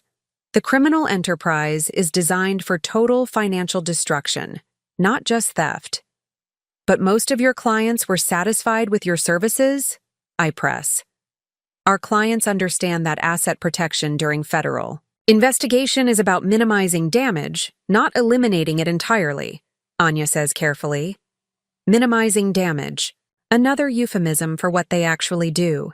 Steal everything they can while making it legally impossible for victims to recover their losses. The psychological manipulation extends beyond the initial theft to ensuring long-term financial destruction. The web around me is complex, but not impenetrable. Every conspirator leaves traces, makes mistakes. Dennis's growing paranoia, Timothy's wavering confidence, Anya's eagerness to rush things. These are all weaknesses I can exploit. Tomorrow they plan to make their move, but they don't realize they're not the only ones who've been planning. Just as my finger hovers over Dennis's biometric scanner, the hospital room door opens with the soft whoosh of pressurized hinges. A woman in professional attire enters, her badge identifying her as Detective Devlin Rodriguez, Financial Crimes Division. The timing couldn't be more perfect, or more dangerous. Excuse me, Detective Rodriguez says, her voice carrying quiet authority. I'm sorry to interrupt, but I need to speak with Mrs. Henderson about some irregularities we've discovered in her business accounts. The effect on my three conspirators is immediate and electric. Dennis actually jerks his hand back from the biometric scanner as if it's suddenly become radioactive. Anya closes her briefcase with practiced calm, but I can see tension radiating from her shoulders. Timothy's face goes through several expressions in rapid succession: surprise, fear, calculation, before settling on confused concern. Detective? Timothy stands, moving protectively toward my bed. Is there some kind of problem? My wife just had major surgery. She's barely conscious. I understand, sir, and I apologize for the timing, Rodriguez replies, studying the room with professional interest. Her gaze lingers on Dennis's equipment, Anya's briefcase, the various documents scattered around my bed. But we've had some developments that require immediate attention. This is my moment. Everything I've learned, all the intelligence I've gathered, has led to this opportunity. But I need to be careful. One wrong move could expose that I've been conscious all along, potentially endangering Detective Rodriguez and compromising whatever investigation she represents. Detective, I say weakly, maintaining my post-surgical patient voice. What kind of irregularities? Timothy was just explaining that there might be some problems with federal audits. Rodriguez's eyes sharpen with interest. Federal audits? What kind of federal audits, Mr. Henderson? Timothy's carefully constructed composure finally shows cracks. There were some complications with Carrie's business accounts. These financial advisors were helping us address urgent matters before the situation got worse. Financial advisors? Rodriguez looks directly at Dennis and Anya. Could I see some identification, please? The silence that follows is deafening. Dennis and Anya exchange glances that speak volumes about emergency procedures and exit strategies. They're realizing that their perfect crime is about to become a very public arrest. Of course, Anya says smoothly, reaching into her briefcase. But instead of identification, she's positioning herself near the door, clearly calculating escape routes. Actually, I interrupt, my voice gaining strength that surprises everyone in the room. Detective Rodriguez, I think there are some things you need to know about these financial advisors and the federal audits they mentioned.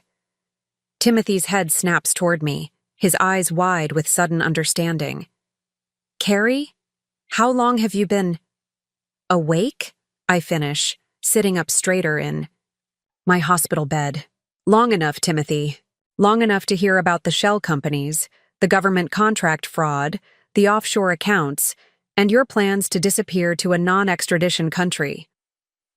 The explosion of activity is immediate. Dennis lunges for his equipment while Anya bolts toward the door. But Detective Rodriguez is faster, her hand moving to her weapon as she blocks the exit. Nobody moves, Rodriguez commands. Financial crimes investigation, and you're all under arrest. Wait, Timothy says desperately. There's been a misunderstanding. We were trying to protect Carrie's assets from fraudulent charges. These shell companies, they were created by identity thieves.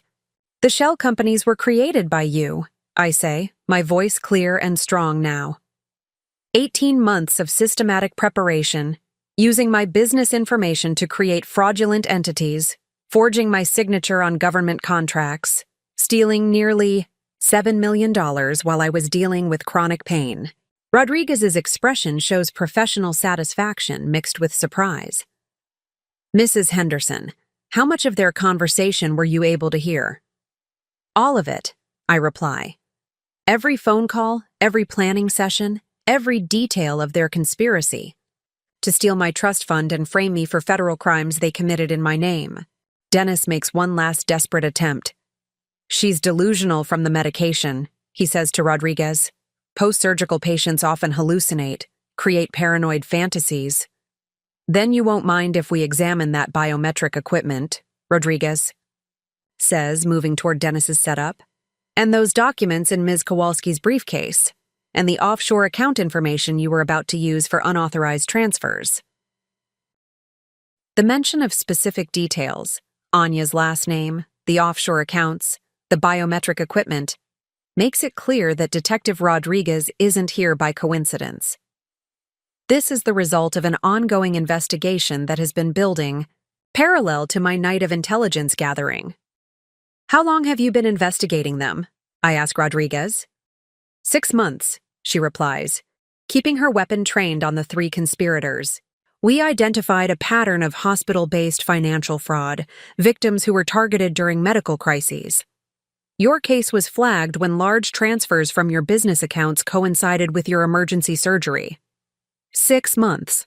While I was focused on chronic pain and surgery preparation, federal investigators were already tracking the criminal enterprise that was preparing to destroy me. The external validation is overwhelming. I'm not paranoid. I'm not delusional. I'm not imagining. A conspiracy that doesn't exist. The shell companies registered in your name triggered automatic federal alerts. Rodriguez continues. When we discovered the pattern of fraudulent government contracts, we realized you were likely the victim, not the perpetrator. But we needed evidence of the actual theft attempt, she adds, looking directly at me. We needed them to reveal their methods, their co-conspirators, their full criminal operation. The implication hits me like a physical blow. You knew I was conscious. You were using me as bait. Rodriguez's expression shows uncomfortable truth. We suspected you might be more aware than your medical records indicated. Your business background, your analytical skills. We thought you might be gathering your own intelligence. The external validation changes everything. This isn't just about my personal betrayal anymore. It's about ensuring that Dennis's criminal enterprise and all its victims finally receive justice. As Detective Rodriguez begins processing the 3 conspirators, a soft knock at the door announces the arrival of Annie, my night nurse. But she's not alone. Dr. Morrison follows her in, along with 2 additional federal agents and what appears to be a hospital administrator. Mrs. Henderson, Annie says, her voice carrying a mixture of relief and concern. How are you feeling? We've been monitoring your situation very carefully. The emphasis on monitoring makes me realize that Annie's involvement wasn't coincidental either. You've been part of the investigation, I say, understanding flooding through me. Annie contacted us 3 weeks ago, Detective Rodriguez explains, pausing in her evidence collection. She noticed unusual patterns in your husband's behavior during your pre-surgical visits. Late-night phone calls, secretive conversations, questions about your medication schedule that seemed inappropriate. Annie steps closer to my bed, her expression apologetic. I've been a nurse for 15 years, Mrs. Henderson. I've seen family members under stress, and I've seen family members planning something. Your husband's behavior felt wrong from the beginning. 3 weeks ago. Even before my surgery, even before I was physically vulnerable, Annie was already suspicious of Timothy's motives. Her professional instincts were picking up signals I missed because I was focused on trust and love rather than survival. What exactly did you observe? I ask, genuinely curious about what signs I might have missed. Questions about your recovery. Timeline that were too specific, Annie explains. Most spouses ask general questions. When will she wake up? When can she come home? Your husband was asking about exact medication schedules, when you'd be most disoriented, how long various drugs would affect your cognitive abilities. Dr. Morrison steps forward, his expression grim with professional concern. We've been documenting everything since Annie raised her concerns. Your medical records, your husband's interactions with staff, the unusual number of financial advisors who've been asking about your condition. Medical records? I ask, realizing there might be evidence I haven't considered. Your recovery has been remarkable, Dr. Morrison says with a slight smile. Much more aware, much more responsive than someone with your medication levels should be. We've been tracking your vital signs, your brain activity, your response patterns. The data suggests you've been conscious and processing information far longer than appeared clinically possible. They have medical evidence of my awareness. Scientific documentation that I was conscious during the conspiracy, that my intelligence gathering was real and systematic rather than delusional or imagined. How many people knew I was awake? I ask, looking around the room at faces that suddenly seem less like strangers and more like allies. Need-to-know basis. Agent Casper Torres introduces himself, stepping forward with credentials. Federal Task Force investigating financial crimes targeting medical patients. Your case became our primary operation when we realized the scope of the conspiracy. Agent Torres is younger than Detective Rodriguez, with the kind of intense focus that suggests someone who takes white-collar crime personally. We've been building cases against Dennis Murray. That's his real name. And his organization for 2 years. Your situation gave us the perfect opportunity to catch them in the act. Dennis Murray, not Morrison. Another piece of intelligence that confirms how thoroughly they researched their cover identities. But hearing his real name makes me realize something important. If you've been investigating him for 2 years, I say, that means there are other victims, people who didn't have federal agents monitoring their situations. The silence that follows is heavy with implication. Agent Torres exchanges glances with Detective Rodriguez before answering. 14 confirmed victims over the past 5 years, he says quietly. Medical patients, accident victims, people dealing with family crises. Total theft, $43 million. $43 million. 14 victims. The scope of Dennis Murray's criminal enterprise is staggering, but it also means my ordeal has purpose beyond personal justice. What happened to the other victims? I ask, though I suspect I know the answer. Financial ruin, Rodriguez says bluntly. Federal charges for crimes they didn't commit, legal fees that consumed their remaining assets, years of litigation they couldn't afford. 3 of them declared bankruptcy, 1 committed suicide. The weight of that information settles over the room like a shroud. Someone died because of Dennis Murray's criminal enterprise.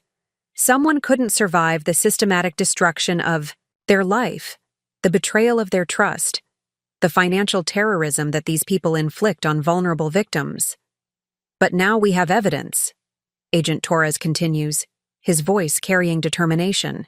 Your intelligence gathering combined with our surveillance gives us everything we need to dismantle their entire operation and help previous victims recover their losses. The alliance that's formed around my hospital bed represents more than law enforcement and medical professionals. It represents the possibility that systematic criminal enterprises can be systematically destroyed, that victims can become advocates, that betrayal can ultimately serve justice. What do you need from me?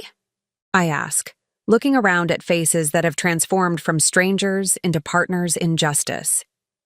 Everything, Agent Torres says simply.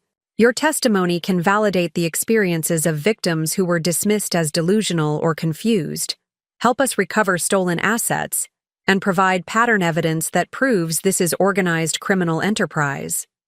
Over the next hour, my hospital room transforms into an impromptu command center for federal evidence collection. Agent Torres has set up a digital recorder, while Detective Rodriguez photographs Dennis's biometric equipment and Anya's forged documents. But the most significant transition is happening within me, the shift from victim to active participant in systematic justice. Mrs. Henderson, Agent Torres says, adjusting the recording equipment. Before we begin your formal statement, I want you to understand what happens next. This investigation will likely take months, possibly years, to fully prosecute. Are you prepared for that level of involvement? The question forces me to confront the reality of what I'm committing to. Months of testimony, legal proceedings, media attention, reliving the betrayal over and over again in courtrooms and depositions.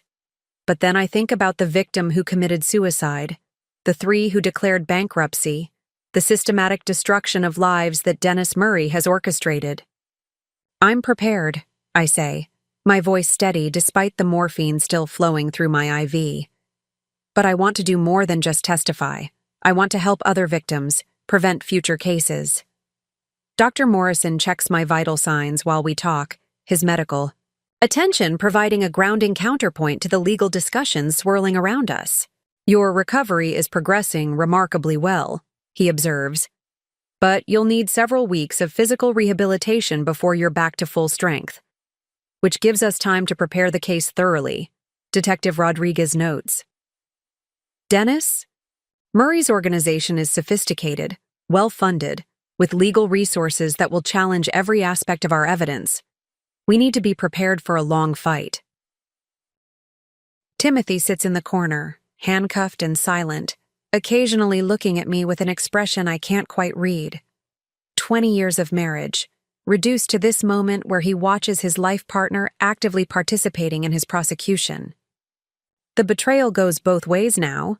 He betrayed my trust, and I'm betraying the loyalty he might have expected even after his crimes. Timothy, I say, looking directly at him, do you have anything you want to say? Any explanation for why you did this? His silence stretches for nearly a minute before he speaks. I never meant for it to go this far, he says quietly. It started as financial planning, ways to protect our assets. Dennis made it sound so reasonable, so legal. When did it stop being legal? Agent Torres asks, his recorder capturing every word. I don't know, Timothy admits. Maybe it was never legal. Maybe I just told myself it was because I wanted to believe it. The admission is devastating in its honesty. Timothy wasn't a criminal mastermind. He was a man who allowed greed to override judgment, who let himself be manipulated by someone far more sophisticated in criminal enterprise. But his weakness doesn't excuse the consequences. My near destruction, the other victims, the systematic fraud committed in my name. The shell companies, I press. You knew those were fraudulent when you signed my name to the registrations. Dennis said they were protective structures, Timothy says, but there's no conviction in his voice. Ways to shield legitimate assets from potential litigation.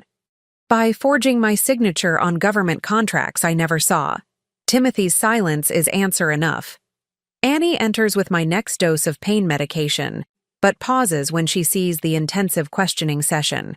Mrs. Henderson, you've been through major surgery less than 24 hours ago. Are you sure you're up for this level of activity? I'm sure, I reply, though I can feel exhaustion creeping in around the edges of my determination. How much longer do we need for the preliminary statement? Another hour should cover the essential details, Agent Torres says. We can schedule follow-up sessions once you've had more time to recover. But I'm not interested in delaying justice for the sake of my comfort. 14 victims have already waited too long for someone to take Dennis Murray's organization seriously, to treat their systematic destruction as the organized crime it represents. Let's finish this now, I decide. I want Dennis Murray to know that his perfect victim turned out to be his worst nightmare. The controlled transition from victim to prosecutor is almost complete. In the next hour, I'll provide testimony that will help dismantle a criminal enterprise and begin the process of recovering millions in stolen assets. Timothy was right about one thing. This situation has gone much farther than anyone intended. But unlike him, I'm prepared to see it through to the end. The systematic destruction they planned for me is about to be systematically applied to them, and I'm going to ensure that every victim of their criminal enterprise finally receives the justice they deserve. My medical crisis, which they thought made me vulnerable, has instead made me the most dangerous opponent they could have chosen. The controlled transition is complete. I'm no longer their victim. I'm their destroyer, Azara. Agent Torres prepares to record my formal statement. The hospital room door opens one final time. But this arrival is different. It's Gordon Walsh, the federal prosecutor who will be handling the case, accompanied by what appears to be a court stenographer and additional FBI agents. Mrs. Henderson, Prosecutor Walsh says, his presence, commanding immediate attention. I apologize for the timing, but we have a unique opportunity here. Dennis Murray's organization has been careful to avoid situations where we could catch them in the act. Your case gives us something we've never had before, real-time documentation of their criminal methods. The weight of his words settles over me. This isn't just about my testimony anymore. It's about creating a legal precedent that will prevent future victims from suffering what I've endured. What do you need from me? I ask, sitting up straighter despite the lingering effects of surgery and medication. Everything, Walsh replies. But more than that, we need you to help us understand their psychological manipulation techniques, their victim selection criteria, their systematic approach to financial destruction. Your business background makes you uniquely qualified to analyze their criminal enterprise. Dennis Murray, still handcuffed near the window, finally speaks. She's a victim of post-surgical delusions, he says desperately. Everything she thinks, she heard was filtered through morphine and anesthesia. Her testimony will be worthless in court. Actually, Dr. Morrison interjects, consulting his tablet, Mrs. Henderson's brain activity patterns during the past 12 hours show remarkable clarity and cognitive function. Her neurological responses indicate she was processing information at enhanced levels throughout the night. Enhanced? I ask, curious about the medical evidence that will support my testimony.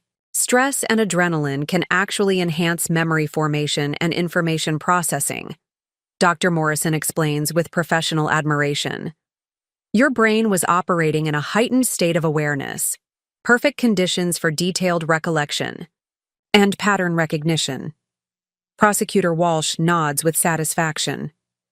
Which means your testimony will be medically validated, scientifically documented, and legally unassailable. Dennis Murray's organization chose the wrong victim. The irony is, perfect. They selected me because they thought my medical crisis made me vulnerable and helpless. Instead, it created the ideal conditions for gathering evidence that will destroy their entire criminal enterprise. Let's begin, I say, looking directly at Dennis Murray. I want him to hear every detail of what I observed, every conversation. I recorded in my memory, every moment of his perfect crime falling apart. Agent Torres starts the recording equipment while the stenographer positions herself to capture every word. This is a formal statement given by Carrie Henderson regarding the financial crimes conspiracy she witnessed during her recovery from spinal surgery. But before I begin recounting the night's events, I turn to Timothy one last time. Do you have anything you want to say? Any apology? Any explanation? Any final words before I destroy the life you tried to steal from me? Timothy looks at me with 20 years of shared history in his eyes. Birthdays and anniversaries, business successes and personal struggles, the gradual building of what I thought was a partnership built on love and trust. I'm sorry, he says, quietly. Not sorry I got caught. Sorry I ever thought I could do this to you and get away with it. You were always smarter than I gave you credit for. The admission is both devastating and validating. Even in his apology, he's acknowledging that he underestimated me, that his fundamental misunderstanding of who I am led directly to his downfall. Thank you, I reply. That's exactly what I needed to hear before I begin. I look around the room, at the assembled law enforcement officials, medical professionals, and court personnel. All of them focused on ensuring that Dennis Murray's criminal enterprise is completely dismantled, that previous victims receive justice, that future victims are protected. Agent Torres, I say, my voice clear and strong. Let's begin with the moment I first heard Timothy planning my financial destruction. The perfect timing execution isn't just about my testimony. It's about the precise moment when a criminal organization's greatest strength becomes their fatal weakness. They thought they had planned for everything. They never planned for their victim to be wide awake, analytically gifted, and completely committed to their destruction. As I begin my detailed account of the night's events, I watch Dennis Murray's face carefully. His professional composure is cracking as he realizes that his perfect victim has become his perfect prosecutor. The systematic destruction he specialized in is about to be systematically applied to him. The timing couldn't be more perfect. Their moment of triumph has become their moment of complete downfall. Let the record show, Prosecutor Walsh begins, as I start my formal testimony, that Mrs. Henderson is providing this statement approximately 14 hours after regaining consciousness following major spinal surgery, with medical confirmation of enhanced cognitive function throughout the observation period. As I begin recounting the night's events in detail, Timothy's first phone call about completed transfers, Dennis's arrival with biometric equipment, Anya's discussion of federal audits, I watch the three conspirators' faces carefully. The immediate consequences of my testimony are visible in their expressions. Dennis Murray's professional composure finally cracks completely. "This is impossible," he interrupts. "She was unconscious. The anesthesia levels, the pain medication. There's no way she could have processed detailed conversations with perfect recall. Actually, Dr. Morrison interjects, consulting his medical tablet, Mrs. Henderson's neurological monitoring shows a phenomenon we call hypervigilant consciousness, a state where trauma and stress enhance rather than impair cognitive function. It's rare, but well documented in medical literature. You're all lying, Anya says desperately, her professional legal facade dissolving. This is a setup, a conspiracy to frame innocent people trying to help a confused patient. But her protests ring hollow against the mountain of evidence surrounding us. Dennis's biometric equipment, the forged documents in her briefcase, the recorded phone conversations Agent Torres has been monitoring, the shell company registrations bearing my forged signature. Mrs. Henderson, Prosecutor Walsh says, please continue with your account of the conspiracy to steal your trust fund. As I detail their plan to use portable biometric scanners to bypass bank security, their discussion of offshore accounts, their timeline for fleeing to non-extradition countries, Timothy's expression shifts from fear to resignation. He's finally understanding the full scope of what's about to happen to his life. The federal charges we're looking at, Agent Torres explains to the three conspirators, include conspiracy to commit fraud, identity theft, money laundering, extortion, and racketeering under the RICO Act. Combined sentences could exceed 30 years each. RICO? Timothy asks, his voice barely above a whisper. Racketeer Influenced and Corrupt Organizations Act, Walsh explains. Your operation meets all the criteria. Organized criminal enterprise, pattern of illegal activity, systematic victim targeting. It's specifically designed for cases like yours. The immediate consequence of RICO charges is devastating. Not only are they facing decades in prison, but the government can seize all assets connected to their criminal enterprise. Houses, cars, bank accounts, even property purchased with legitimate earnings if it can be connected to the conspiracy. What about plea bargains? Anya asks, her legal training finally overcoming her panic. That depends, Walsh replies, on your willingness to cooperate fully with the investigation into Dennis Murray's broader organization. We know about the 14 previous victims. We want information about the network that enabled these crimes. Dennis Murray makes one final attempt at manipulation. Mrs. Henderson, he says, looking directly at me, you have no idea what you're starting. The people who funded this operation, who provided the resources, they don't accept failure gracefully. The threat is subtle, but unmistakable. Even facing decades in federal prison, he's still trying to intimidate and control through fear. But his threat reveals something crucial. There are bigger players in this conspiracy, financial backers who enabled the systematic targeting of vulnerable victims. Are you threatening a federal witness? Agent Torres asks, his hand moving, instinctively toward his weapon. I'm warning her, Dennis replies. This goes deeper than you know. Arresting us won't end anything. But his warning backfires spectacularly. Instead of frightening me, it confirms that my testimony is even more important than I realized. This isn't just about 3 criminals stealing from one victim. It's about dismantling a criminal network that's been systematically destroying lives for years.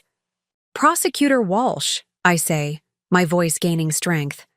I want full protection for my testimony, and I want to help identify every victim, every criminal, every financial backer involved in this enterprise. The immediate consequences are cascading now. Federal agents are already executing search warrants on Dennis Murray's properties, freezing bank accounts, tracing financial networks. The systematic destruction they planned for me is being systematically applied to them. Mrs. Henderson, Walsh says with professional satisfaction, your testimony is going to destroy more than just the people in this room. It's going to expose an entire criminal industry.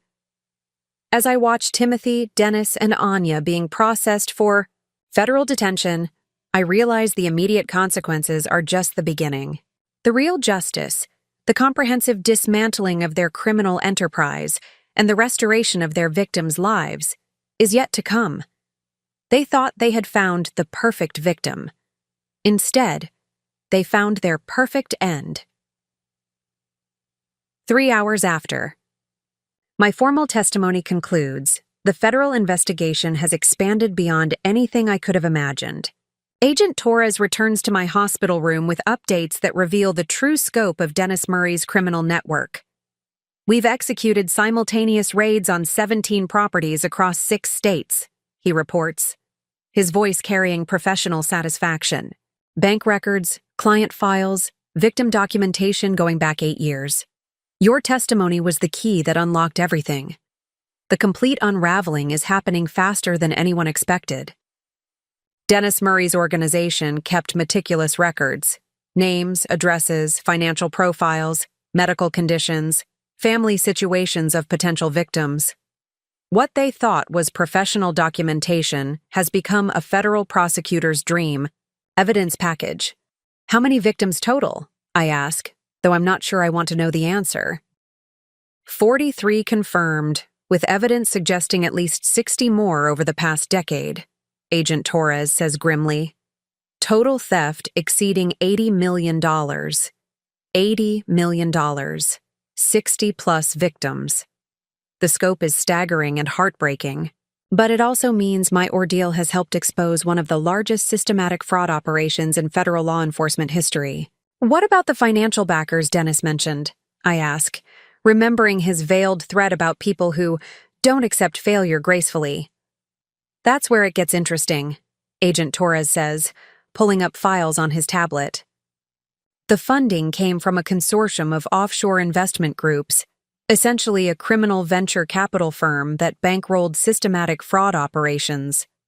Your case has given us entry into international money laundering networks we've been trying to penetrate for years. International money laundering, criminal venture capital. This isn't just about Dennis Murray anymore.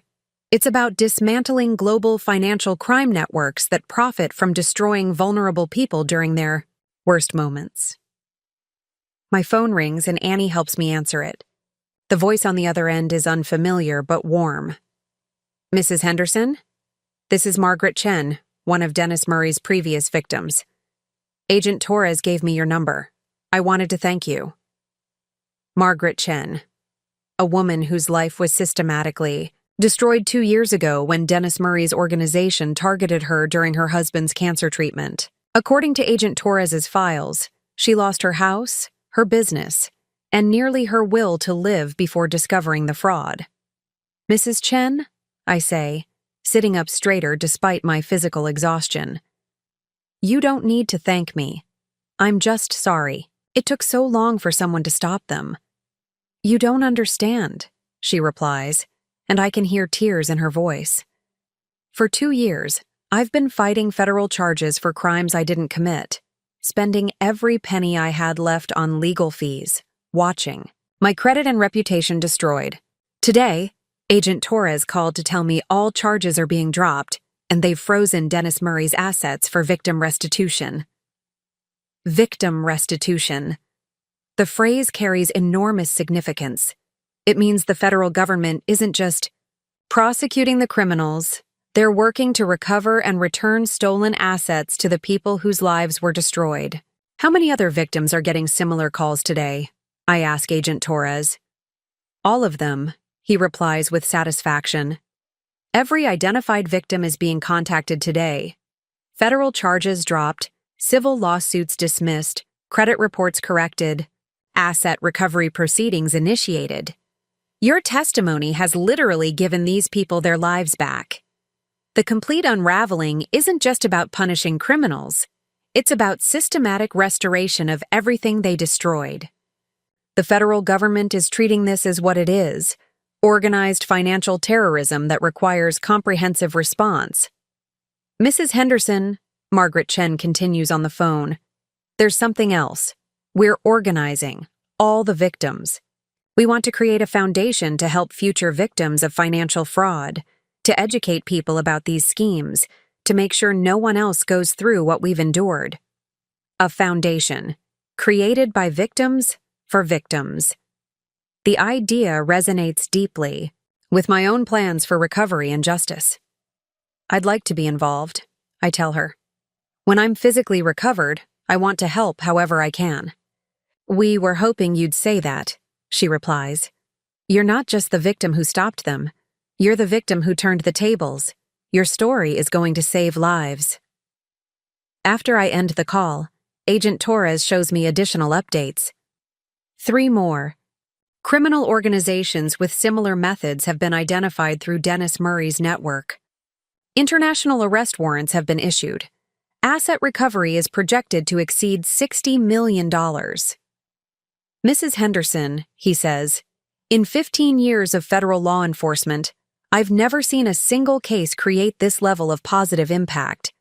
You've helped us dismantle an entire criminal industry. The most significant part of the complete unraveling isn't the arrests or asset seizures or international implications. It's the knowledge that 43 people who went to sleep last night facing financial ruin and federal charges woke up this morning free to rebuild their lives. The systematic destruction Dennis Murray specialized in has been systematically destroyed, and it all started with a woman in a hospital bed who refused to stay unconscious while criminals planned her demise. 6 months later, I stand at the podium of the Federal Financial Crimes Prevention Conference, my spine fully healed, and my voice carrying the authority of someone who has survived the unthinkable and transformed it into purpose. The Henderson Murray case, I tell the audience of law enforcement officials, medical professionals, and financial security experts, changed how we understand and combat systematic fraud targeting vulnerable populations. But more importantly, it proved that victims can become the most powerful weapons against organized crime. The Henderson Foundation for Financial Crime Victims has grown beyond anything Margaret Chen and I originally envisioned. 43 founding members, all survivors of Dennis Murray's organization, creating resources and support systems for future victims while advocating for stronger protective legislation. Timothy received 18 years in federal prison after cooperating fully with the investigation. His testimony helped identify the international funding network and led to additional arrests across 3 countries. During our last conversation before his sentencing, he finally acknowledged the full scope of what he had tried to do to me. I convinced myself I was protecting our future, he said through the prison phone. But I was destroying the person who made our future possible in the first place. Dennis Murray received life without parole under RICO statutes. Anya Kowalski got 15 years and has provided ongoing cooperation that continues to uncover additional criminal networks. The international consortium that funded their operations has been dismantled, with assets exceeding $200 million frozen for victim compensation worldwide. But the personal transformation has been as significant as the legal victories. My consulting business has evolved into a specialized practice, helping individuals and organizations protect themselves from sophisticated fraud schemes. The experience that nearly destroyed me has become the foundation for preventing others from suffering similar betrayals. Recovery isn't just about getting your money back, I tell the conference audience. It's about understanding that surviving systematic betrayal makes you uniquely qualified to prevent it from happening to others. Annie leads our medical fraud prevention program, training healthcare professionals to recognize warning signs. Dr. Morrison heads our medical advisory board, ensuring hospitals nationwide implement protocols to protect vulnerable patients. The trust fund that Timothy tried to steal now funds our foundation's operations. Grandmother Evelyn's money, protected by her paranoia about fortune hunters, has become a fortune that protects others. The most important lesson, I conclude, is that criminal organizations succeed because they assume their victims will remain helpless. Our job is to ensure that assumption is always wrong.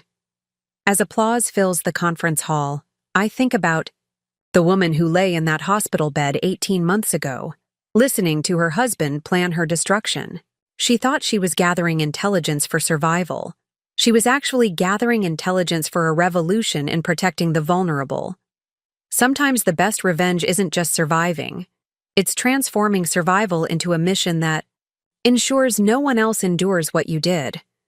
Dennis Murray's organization thought they had found the perfect victim. Instead, they found their perfect end. Up next, you've got 2 more standout stories right on your screen. If this one hit the mark, you won't want to pass these up. Just click and check them out. And don't forget to subscribe and turn on the notification bell so you don't miss any upload from us.